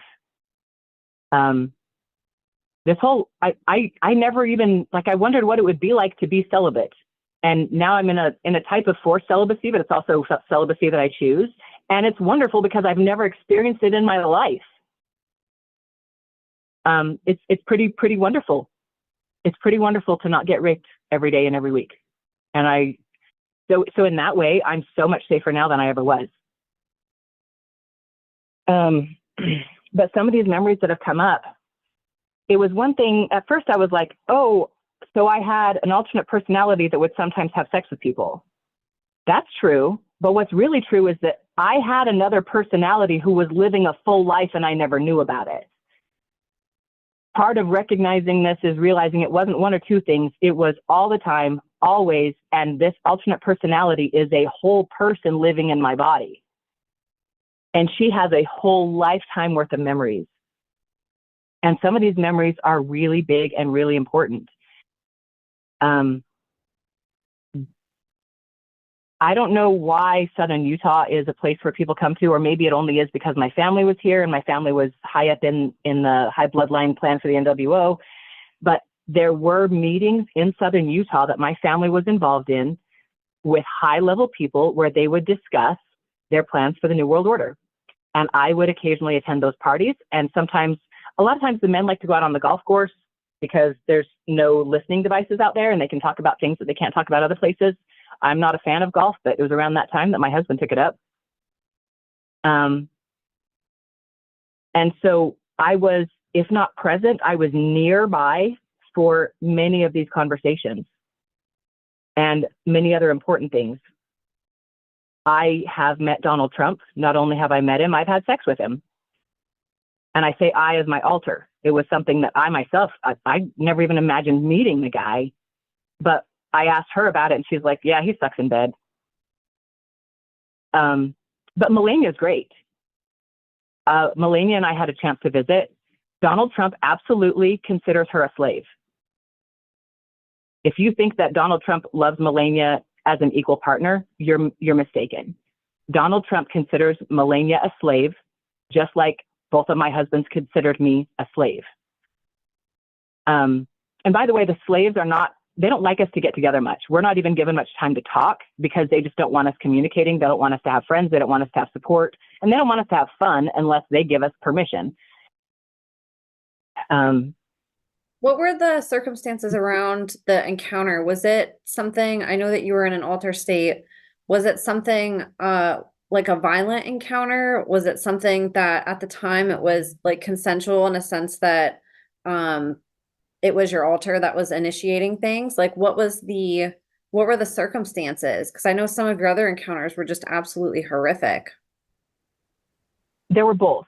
I believe that my interaction with Donnie, that's so funny. That's what my alter calls him. Like I would have said Trump or something. No, she's like Donnie. In that situation, like my husband wanted to show me off and I was like this premier sex slave, right? So part of the reason that I was introduced to him was to show off, look at what MK Ultra can do. We can make slaves like this and they're perfect. And at that time, I don't remember anything negative. It was just a there and done. Oh, look, here's the president. Go have sex with him. Okay, now move on my end. But then my family was having discussions with him. Let's see. My alter has met Elon Musk at these parties, but there was most of the time it's like all friendly on the surface, and even the sex slave will like wander around and socialize. And then when somebody likes us, he'll take us to a room. So in that case, I would avoid socializing with people I didn't want to be taken to a room with if I could help it. But I had some element of control over that, but not complete. And I was highly used as a BDSM slave, and I have a very high pain tolerance, and they like to show that off.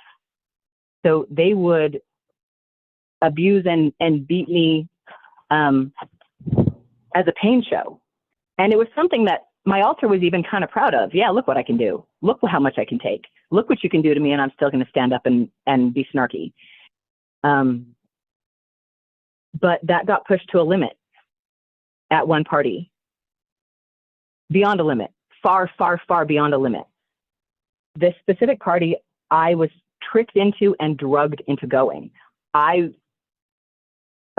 There were elements of certain parties that my alter knew to avoid and stay away from. And husband knew that I would not go to this party. So instead,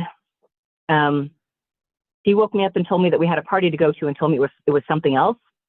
And he put out a couple lines of Coke on the counter. And my front personality didn't do cocaine. My alter personality loves cocaine.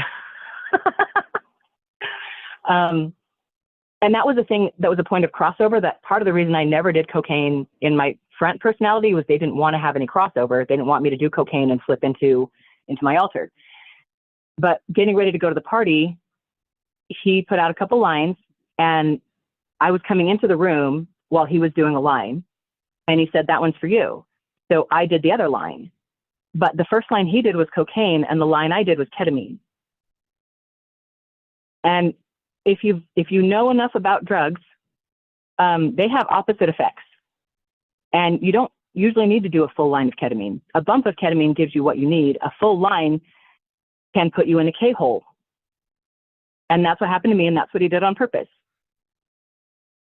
So my husband gave me a line of ketamine, telling me it was cocaine, and it put me into a K-hole. And then he tied me up and blindfolded me and put me in a car and took me to that party. So I was brought to this party, tied up, blindfolded, and drugged out. And I was handed over to a man who I believe his name is Jared Birchall. And I believe that they told me that I was being punished. And I was being punished for telling the truth about the Mormon church. Because this was after I had left the Mormon church, because they said women could talk to God directly now, and we didn't need a husband in order to talk to God. But they didn't want to talk about that. They had changed their covenants, they had changed their doctrine, and nobody was talking about it. And I wanted to talk about it. And I was punished severely at this party because I was talking about it. They told me, this is your punishment for talking about things you shouldn't talk about. And then that man electrocuted me with he electrocuted me with a cattle prod until the battery in the cattle prod died. And I did too. I stopped breathing. My heart stopped. And there were angels holding my soul inside my body. And then they picked me up. And when they picked me up, my lungs filled up. And I caught a big gasp of air and I started breathing again.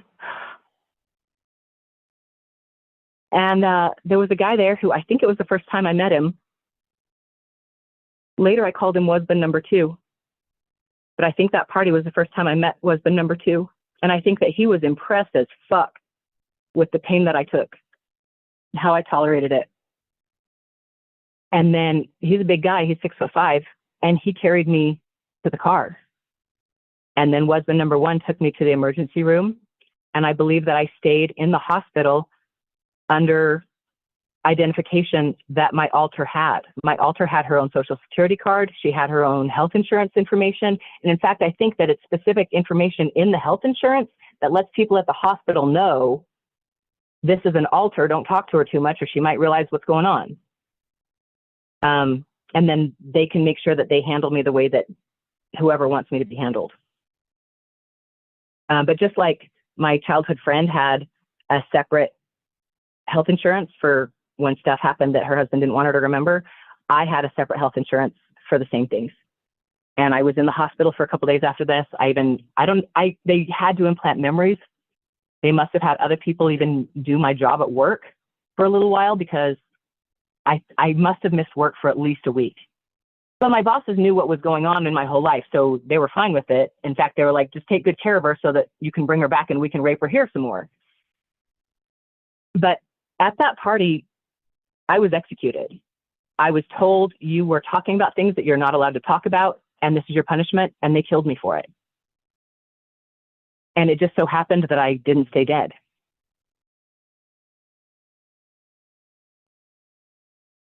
And that's a memory that's come up very recently. It's been kind of a big deal, and I've been doing some heavy processing about that. That's so dark. So many instances of like electrocution, whether it's, something, I hate even to say small, because like no matter what voltage it's on, it's still electrocution. It's still fucked up. Like it's still going to really hurt, but it seems like that's a super, super common way that they torture victims, specifically, is whatever, from very base levels of that all the way up to what you experienced. I'm so sorry. That story just like made my stomach churn hearing about that. And just, I can't even imagine how that felt. That had to have just been so horrible and like horrible to remember. Thank you, Emma. It was horrible to remember, but it was also very, very important to remember. Critical, in fact. After that, it was a few months before my alter could even speak. And I'd been going to parties weekly. If I didn't go out Friday night, I went out Saturday night. And if it wasn't one of those, it was one night during the week and probably multiple. Because if he could pimp me out, he would. But after that, when he would pull me, he'd say my alter's name to wake her up, and she would just stare at him. Even when she gained the ability to speak, she refused to speak to him. And I think it was like 4 months before, it was at least 3 months before I think I would even talk to him. And he started getting very, very upset because it was making him look bad. I mean, for one thing, it was either amazing or terrible that I survived that. But then I survived, so people wanted him to bring me back to the parties. They wanted to use me again or maybe try again. And I not only refused to go to the parties, I wouldn't even speak to him. And we finally got around to talking, and I told him, my husband, I said, you used to have a bitch, and you used to be able to take your bitch to parties. But the last time you took your bitch to a party, she got killed. She got murdered and she died, and you don't have a bitch anymore. And he didn't like hearing that. And, but it was also the truth. And something about me, I just knew it. Like, fuck you. If you're going to kill me, if you're going to let me die, you don't deserve me. I refuse. And part of the reason that my alter had bought into the idea of being a prostitute at 19 when I got married was because it was better than being a sex slave. But that's no better. If you're just going to take me to places where people are going to abuse me to death, you don't get me. And you let them kill me, which means the bitch that you had is dead and you don't have one anymore. And I said some other really choice words. I accused him of hauling hose. Told him that was all he was ever going to do was haul hose. And he physically attacked me. And one thing I remember saying to him, and my alter is very proud of this, and I'm very proud of this too, is he was hitting me, just attacking me, slapping me back, whatever he could do. But I still got the words out, and I said to him, you can physically abuse me, but I can verbally abuse you. And which one of us do you think can hit harder, bitch? And after that, our children had to come in, like they had to break the door. I don't think they broke the door. They broke the door in and pulled him off of me. My children were in their teens at that time. But again, my cover personality was hypnotized, filled in with fake memories, and I didn't know that any of that happened when it did. Eventually, my alter did go back to parties, but I never ever returned to that house again. I made a rule that I would not go to a party if I could not walk into it and walk out of it. And even the man who owns that house, who had let that happen at his house, he came up to me at another party and apologized, which is a big, big deal. If they ever apologize for anything, it's a big deal. But I still refused. I said, thank you for your apology. I will never return to your house again. You allowed that to happen. You allowed me to be murdered in your home. I will not return to your home. And my alter is snarky, and she was snarky and sassy before, and she got snarky and sassy as after that. In fact, I refused to wear a collar. Before that, I had considered myself collared to my husband. And after that, I literally threw that collar in his face, and I told him I was never going to wear it again. And if he wanted a bitch, he should wear it. And even when I went to the parties after that, it was very obvious that I was not wearing a collar. And it was even a point of,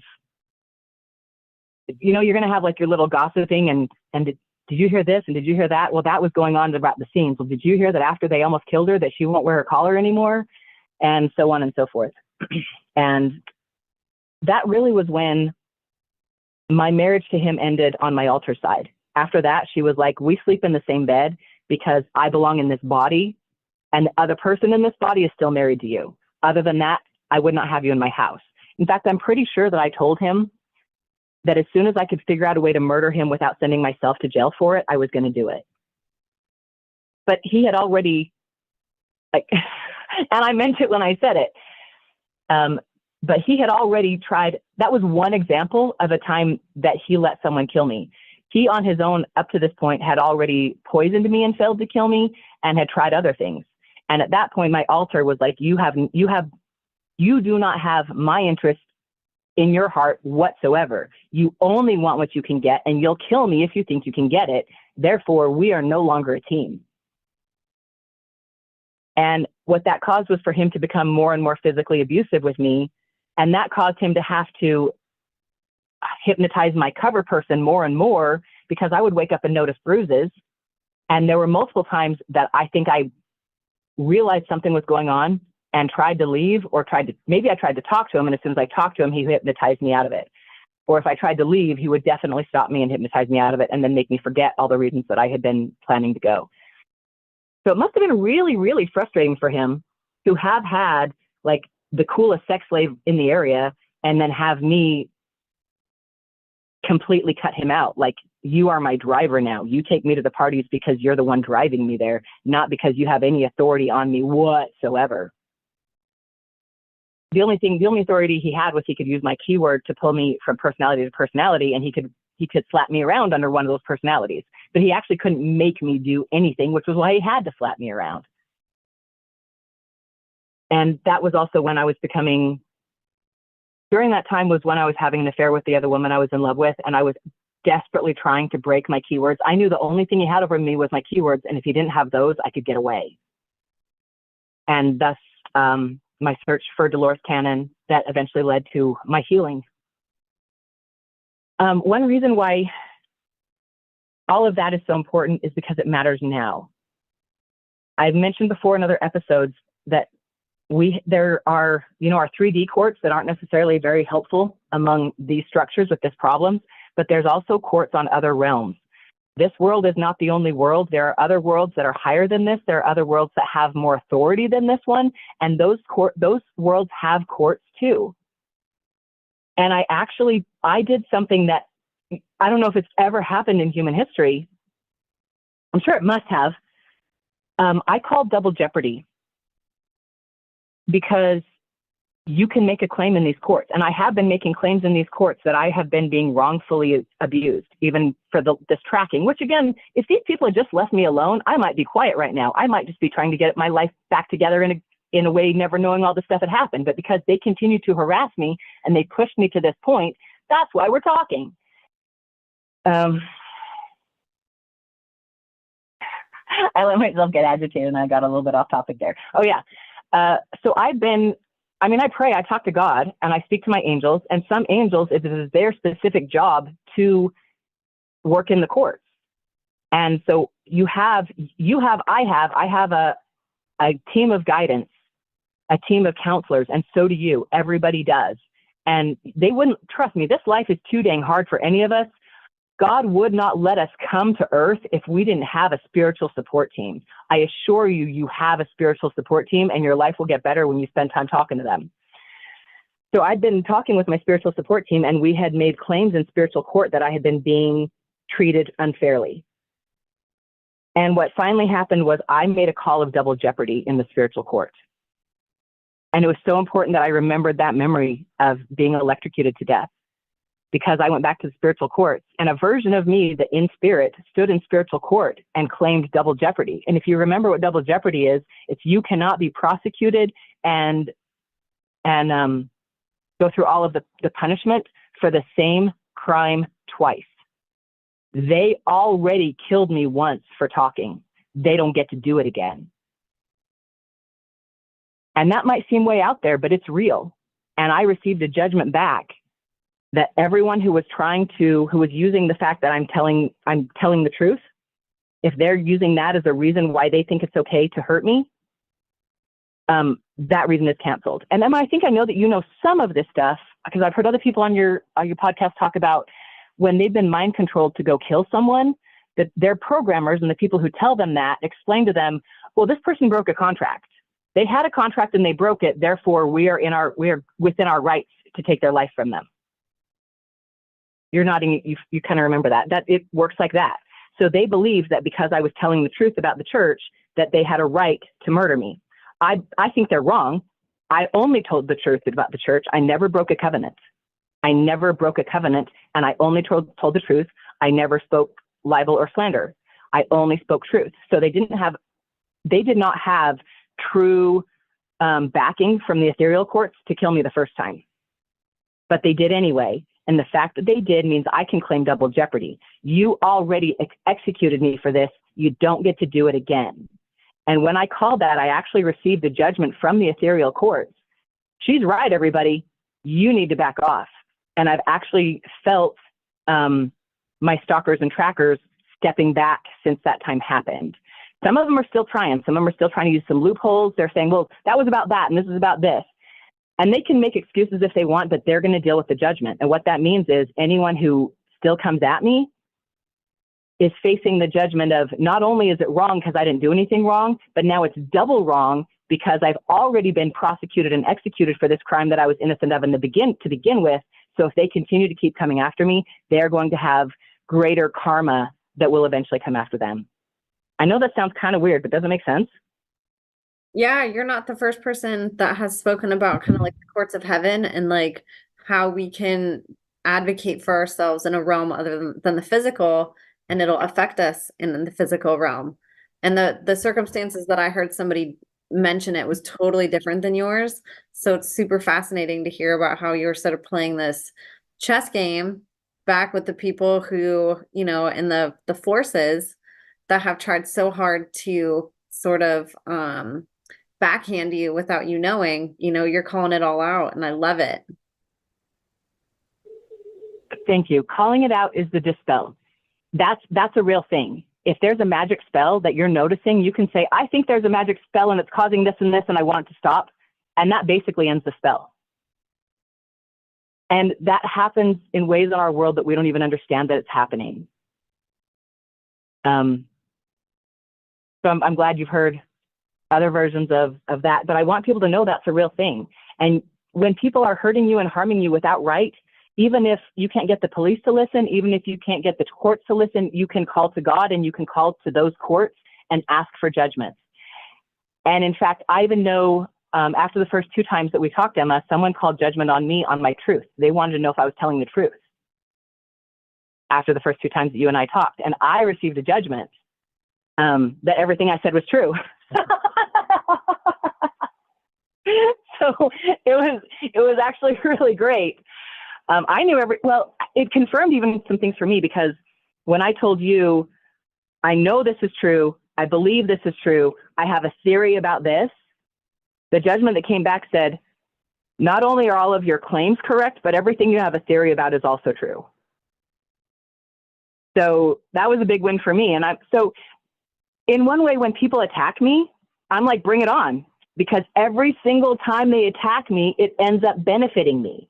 They wanted to call judgment on me. Had I not been telling you the truth in our first 2 interviews, as well as every time we talk, they would be able to call judgment on me and would say, she's not telling us the truth. Now she's broken her contract. Now we can go after her. And that's one reason why my integrity and my honesty is so important to me, is so that that can never happen. And also being able to tell my story and have it heard through your podcast is another way that I'm calling it out. And people are being held accountable on this realm, on this earth, because of things that I've been able to say through your show and through other resources that's gotten me that I might not have had otherwise. And that's one reason why they wanted to keep me isolated, was so I would not have the opportunity to call out, that I wouldn't be able to say these things. So just that is making it even better for me. But I'm not kidding. Since these judgments, even in the last couple of weeks, several judgments have come down, and I get a spiritual notification. It's hard to explain, but I get noticed too. What? I said I really love that spiritual notification. It is. It's like, you know, new terms and conditions came up. Ding, you got to click OK. But it does. And some other time in a smaller group, I can explain how how I've received the messages, because it comes in some ways very specifically, and in some, it comes in different ways, but it's hard to deny. In fact, it's impossible to deny.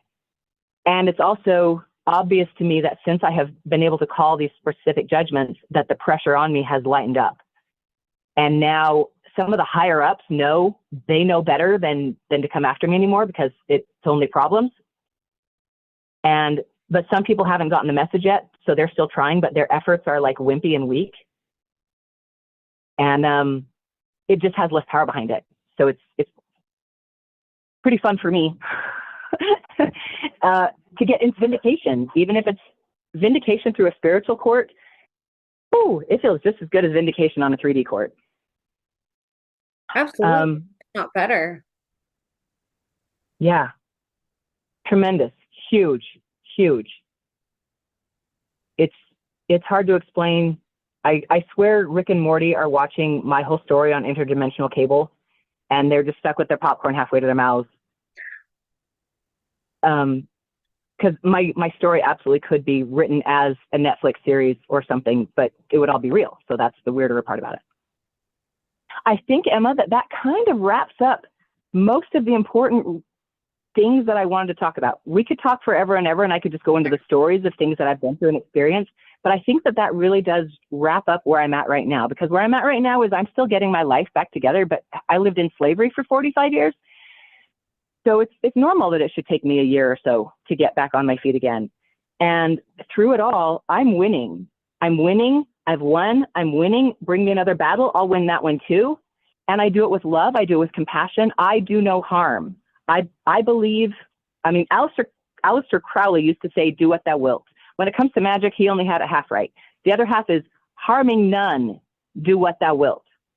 Just like the Hippocratic Oath that doctors take. Harming none, do what thou wilt. And a lot of magicians find out that magic is really, really cool, and they use it for harm.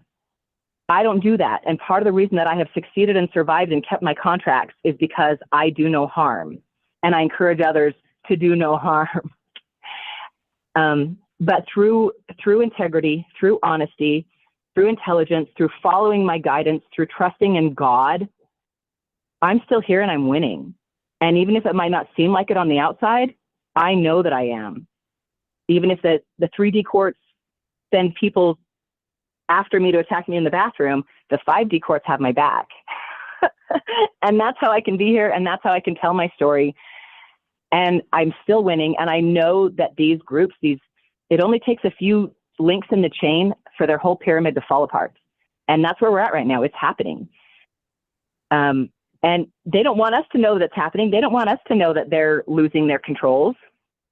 But it is, and I want to share that too. For those who still feel like there's no answer, there's no hope, I'm here to tell you there is answer, there is hope, there's healing. I've had it, I'm experiencing it, and I'm sharing it with the world, and you can have it too.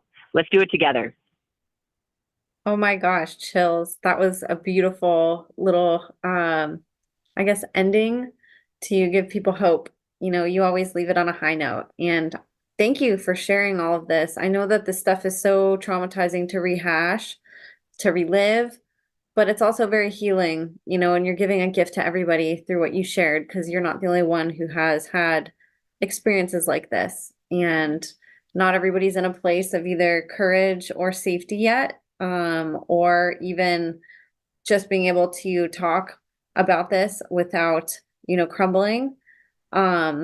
This can be very destabilizing too, you know, and what a testament to your healing in that you're able to come here and speak with such strength and conviction, you know, and confidence even. Like, I love that you say you're proud of yourself and that you see the progress that you've made and that you're able to actually sit with yourself with that and heal these wounds and be the parent and the friend and even the teacher, you know, that you never had. And now you get to pass that torch on to other people through your words and through your testimony.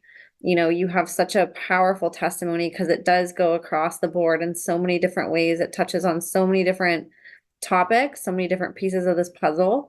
And, you know, it's helping to connect dots for people, and you're able to connect within our own community a lot of different camps and kind of segments that are separated together, such as targeted individuals and SRA survivors, for example, you know. And I know from the bottom of my heart, I really appreciate you, Dee, just being able to spend this time with us, giving us your time for free, your valuable time, sharing the hardest things that you've ever went through, and giving us the gifts of learning from you and the things that you've learned on this incredibly difficult, harrowing, sad, horrific, yet inspiring, motivating, and at times beautiful journey that you've been on, you know, that you're able to have these deep insights that somebody couldn't have unless they went through what you did.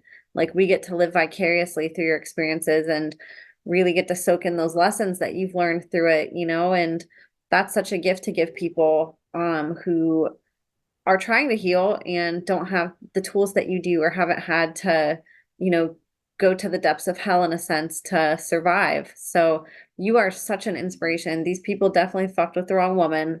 They absolutely did. They know it. And that's why they're trying so hard to stop you. That's why they're giving you all these obstacles, the things that you've endured since escaping, leaving, disconnecting, whatever word you want to call it. Um, you took a really bold step in doing that, and they've really thrown the wrench at you in every way possible. They've tried to roll boulders over you, and without even knowing that they're coming, you somehow figure out a way to bulldoze through it. And I think that in itself is a testament to,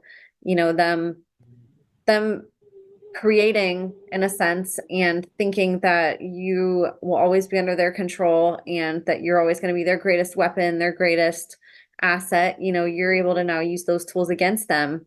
And it's really, really powerful. It gives me hope. It gives me strength and courage. And I know if I feel that way, I know that there's survivors on the other end who are really feeling that within their own heart and soul and gaining inspiration from you, and it's cool watching you pass the torch on to other people now after hearing stories that helped put your story together. You're able to now take that bright light that you have and you're lighting candles for other people. And it's only a matter of time before they're all going to turn and light somebody else's candle, So it's really neat just watching this unfold where people come forward. And it's scary, it's traumatizing, it's really hard, and it's arduous talking about this stuff. But we're illuminating the world. We're casting out the darkness finally, like all the little nooks and crannies where the darkness is hiding. We're daring to go there, one conversation at a time, one testimony at a time, one detail at a time, one memory at a time. And you have such an incredible way of taking us into that darkness, then bringing us back out and handing us our light again and being like, okay, we're back up here, this is where we belong. And all the lessons that you share that you've learned along the way, the different remedies that you've been able to cultivate that have helped you get through some of the physical symptoms, such as parasites and some of the stuff that we talked today, even your hair. All of that stuff is really cool for people who are going through the same thing, to have another tool that they can try to eliminate their own symptomology from going through all this bullshit that these people work day and night, 24 hours a day to, torture you with. So thank you for being a bright light for all this time that you've taken. We had a really fun Twitter space. If you guys are on Twitter, I'm telling you, you guys got to get on Twitter. It's a really cool platform. But Dee did a Twitter space for the first time and shared part of her testimony and got to interact with a live audience on there, which was so cool. And if any of you listening were on that, thank you. It was a really fun night. And, it was really cool to see all the encouragement that Dee was getting and the inquisitive questions that you guys had. But one of the other things that I really love about Dee is that, this journey it's really done the opposite of what the enemy has wanted. Like they want you still addicted to drugs and not speaking and just living in fear. You've done the opposite. And one of the cool things that you've done is you have actually authored not just one, but two books. And they're actually super uplifting and they're really cute. I love the concept. And I think it's so neat that you've published two books when a lot of people have that on their checklist to do at some point in their life. Super capable people who have never had a single obstacle in their life preventing them and have all the resources and money in the world, and they still don't do it. And here you are, you've never authored a book before and you figured out how to do it and you published it, and now they're in the hands of people like me. So I want you to talk about your books, and I want people to support you and go get them. But I'll bring up the screen where people can purchase them. Maybe you can just talk about both of them, and then you obviously have more coming up, so you can maybe give some teasers. Thanks so much. It makes me so excited that you have them. Just to see you hold them up, I was like, oh my gosh, they're real. They're real. They're here. Someone bought them. Yay. And I know that people are buying them, and that makes me so happy. Like I said, my mother didn't invite me to Thanksgiving dinner. Oh. And I was trying to figure out also what to do with my life right then. Like, where do I go next? Okay, I'm clean from meth. I want to stay clean.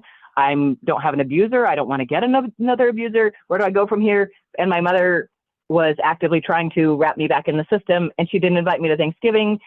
So rather than like have a pity party, which I did a little bit, I'm not going to lie, I had a little pity party, and then I was like, am I going to keep having a pity party, or I'm going to do something for myself?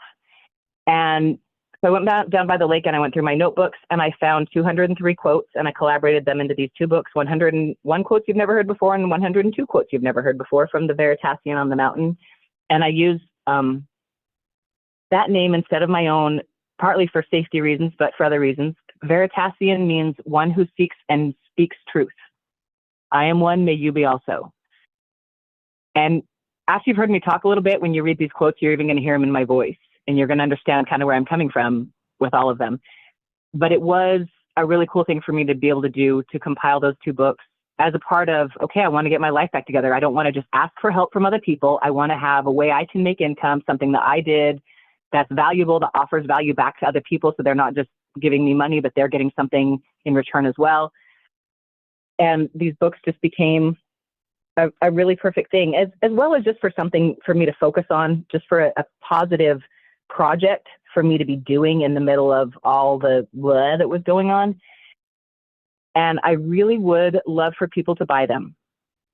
I hope that when you buy them, you love them. I hope you enjoy them. I hope that you share them with your friends. I hope that you get your $5 worth out of it. I also hope that you buy it because I can use some support. I'm after 45 years of slavery, I am trying to rebuild my life anew as a free person, and I'm being faced with some pretty intense complications in doing that. So by buying my book, you're not only getting something fun that will serve you, but you're also supporting me, and I'm not afraid to ask for that support. I don't want you to spend money if you don't want to spend money. If you want to support me and you don't want to do it in a monetary way, another thing that you could do is go to Amazon where the books are. Emma's got the link for you there, and leave me a 5-star review. Just mention that you heard me speaking, that you heard this author talking, and whatever you think is a wonderful thing to leave as a review, leave me a 5-star review and help other people buy the book, help other people find the book so that they can buy it. That would be another great way that you can help me. But also, just anybody who listened this long, thank you. Thank you for caring enough about me and my story, and that the fact that this is happening to other people, just the fact that you're here and you care. Oh my gosh, thank you. And just like you said, Emma, one candle alone, all it takes is one candle to turn dark to light. And I can't carry 1,000 candles, but if you'll listen to me, I can light your candle with my candle, and it costs me nothing to light your candle with my candle. And pretty quick, we can have 1,000 candles, and then you can share those with others, and then it just continues until you use, and that's how we light the world, and that is how we break these generational curses. It's with love. The opposite of what these people do is love. These people use pain and trauma and horror and abuse, and the opposite of that is love and compassion. I encourage people to remember Christ-like compassion, which my family couldn't, and that was what ultimately made it very, very clear to me that my family was not the people I thought they were, that they were not loving, was because they were incapable of showing Christ-like compassion in any way. And you don't even have to be a Christian to be capable of Christ-like compassion, but that's how we heal the world, is with love, with understanding, with kindness, with compassion, and with a desire for you to have a good life, and for you to have a desire for your neighbor to have a good life. That's all it's going to take, and it's going to heal everything. Oh, amen, girl. That was beautiful. And you should not have any shame asking people for support. I think it's so cool when guests on the podcast have projects, whether it's a podcast or some type of a retail store or books, workshops, whatever it is. You know, a lot of people have it in their heart that they want to do something. Not a lot of people have a lot of time, and I understand that. But some of you have an extra $5, you know, that you might go spend at Starbucks or throw it away on something else.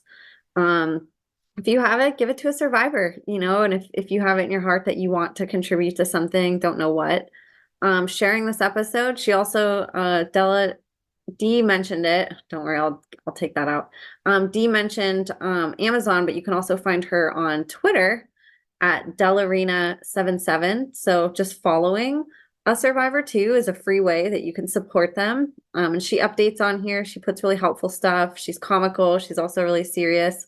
You get a really good kind of daily diary of Dee on Twitter, and you guys can follow her, and I encourage that. And you guys can also reach out to her on DMs that way if you guys have, want to contact her. So I'll have that in the show notes too for you guys, but please go support her book. She makes it so affordable. If you guys have a Kindle, less than $2.50. So you guys should definitely go invest in these. They're really fun books, 101, 102 original quotes. You can keep them at your house for a rainy day or give them as a gift, a little uplifting gift to somebody to keep on their coffee table or around. It's really nice to just have some things that we can kind of laugh or smile over, a little bit more lighthearted. And they're original quotes, which is really fun. So Dee is super original with how she story tells and gives us such a good mix of being able to have humor in darkness and to be able to go into the darkness, but then blast it with light right away. So these books are really similar to that. You'll just have a really good feeling after you guys crack these open and read them. So I encourage you guys to give them as gifts and to go buy them. We want to resource survivors, give them the funds that they need to not only survive and pay their bills, but to keep doing things like podcasting and stuff like that. So, my dream would be that nobody that has gone through what Dee has would have to work again. I would love if she could get paid for podcasting and writing books and blogging and, being an advocate and educating the world on this because we need it. So if that means that we have to resource this because the government's never going to give them these jobs, that's what we need to do. So I encourage you guys to go support her, and I'll have all these links in the show notes for you guys. And her Twitter. I'm gonna exit out of the screen. And it's right on Amazon, like what she was saying, under Veritasian of the Mountain. So that's her moniker on Amazon and her author moniker. So you guys can look that up, or like I said, I'll have it in the show notes for you guys. Let me get out of the share screen real quick. But yeah, thank you guys. We couldn't do this without you. It's wonderful just knowing that you guys are supportive, that you'll sit through, however many hours it takes to get through a testimony. You guys are here, you guys are loyal, you guys are on this ride with us, and we're all together lighting each other's candle. We're turning our light switches on, and we're getting brighter and brighter. The world is starting to pay attention. People are starting to see the light creep, even if it's just way in the distance. There used to be pitch black about these topics. So we're slowly creeping in. Our light's getting brighter because we're coming together. We're turning each other's light switches on and supporting each other. And it's amazing. So I also thank you guys from the bottom of my heart for supporting and for being here. Dee, thank you so much for coming back. It's an honor having you on again. Oh my gosh, Emma. I can't say thank you enough. It's such an honor to be here. It's such an honor to be on your show and have the opportunity to share my story, but also to you personally, Emma, just wow, thank you. It just takes one person. It just takes one person. And I know that you have in many ways been that one person for me. And I know that you are for others. In fact, you were even before I ever emailed you when I was just watching your show. I was like, oh my God, she's actually listening and she cares. So thank you. Thank you. It is my great honor. I love getting to learn from you. And, if that means we have to go in the darkness, that means that we're going to come out and we're going to know more, we're going to heal more, and our light's just going to be that much brighter. So I really appreciate you coming on. And again, I thank you guys for listening. I'll have all my links in the show notes too, along with these. So go connect with us on every platform if you can. God bless you guys. Thank you so much for being here, and we will see you next time.